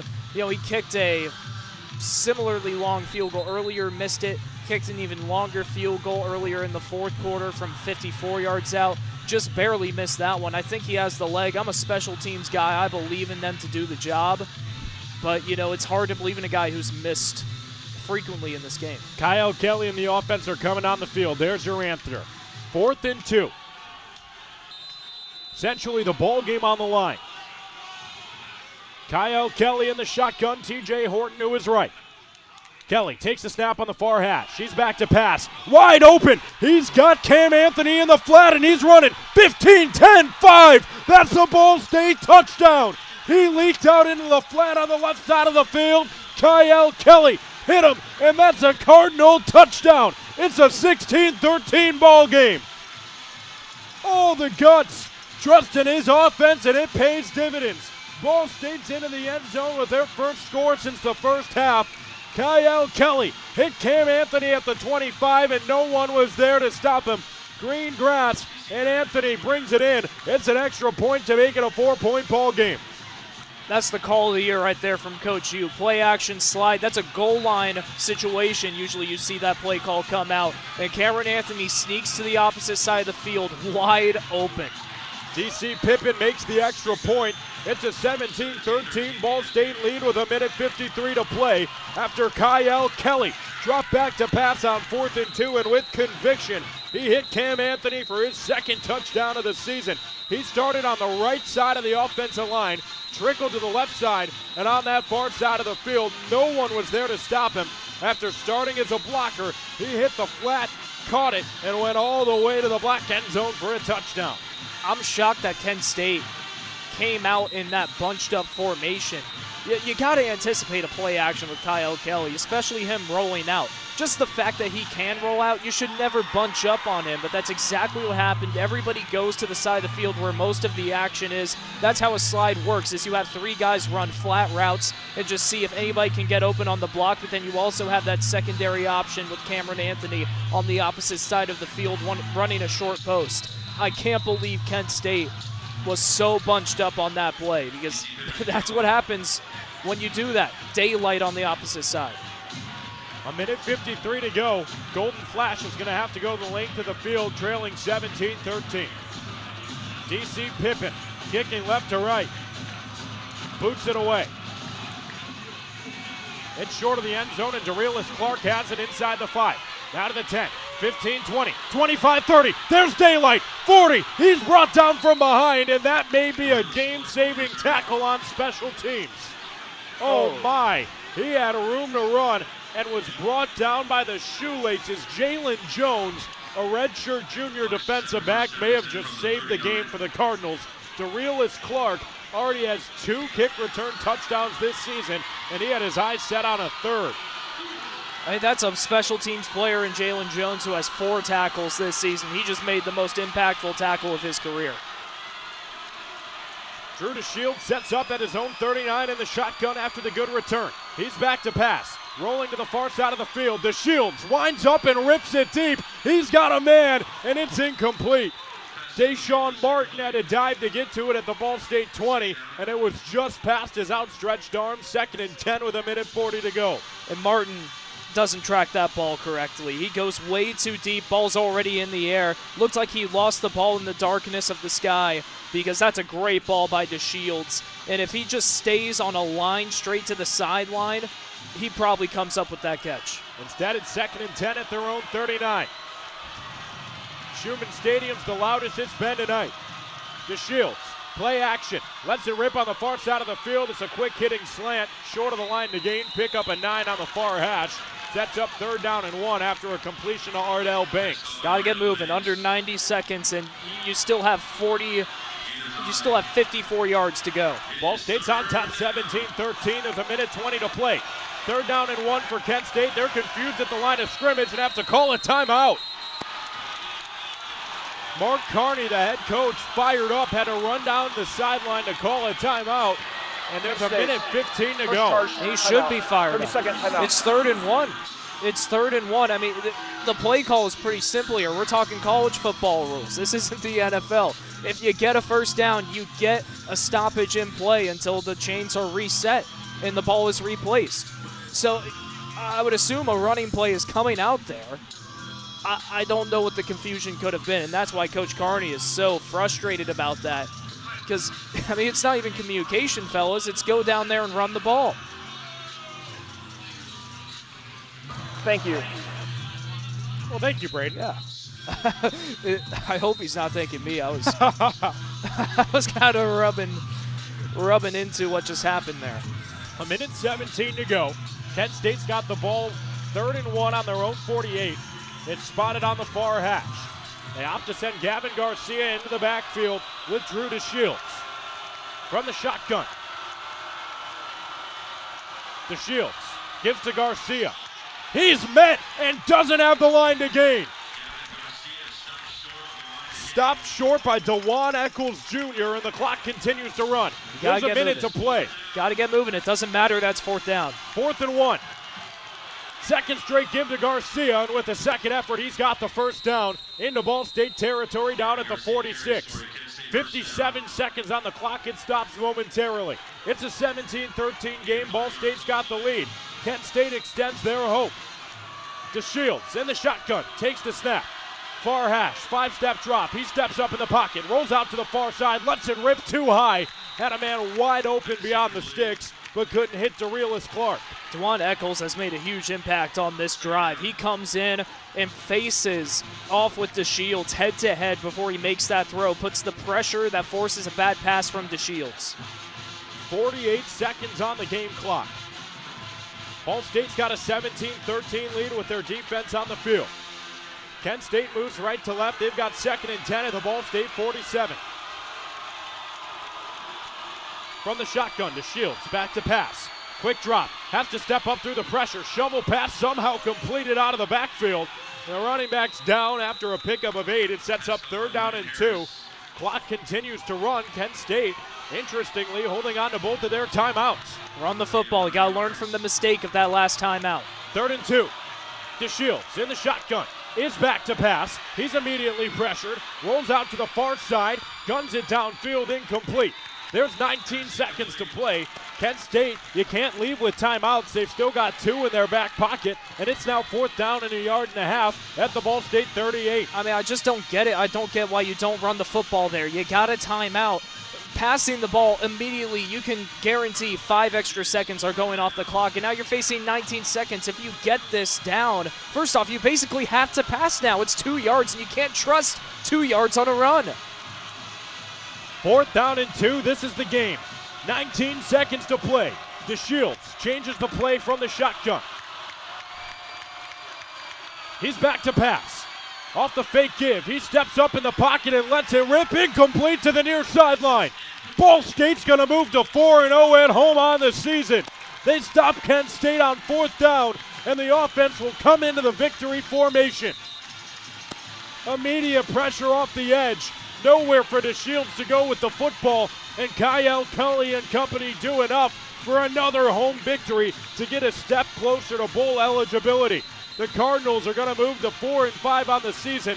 All 4 wins coming here at home in front of their fans at Schumann Stadium. I can tell you, the pressure is palpable in this press box from just the Kent State fans that made the trek. I mean, that's a frustrating way to lose a football game. That's a frustrating way to lose. Kyle Kelly under center, takes the snap, and drops to a knee. No timeouts, the clock rolls out.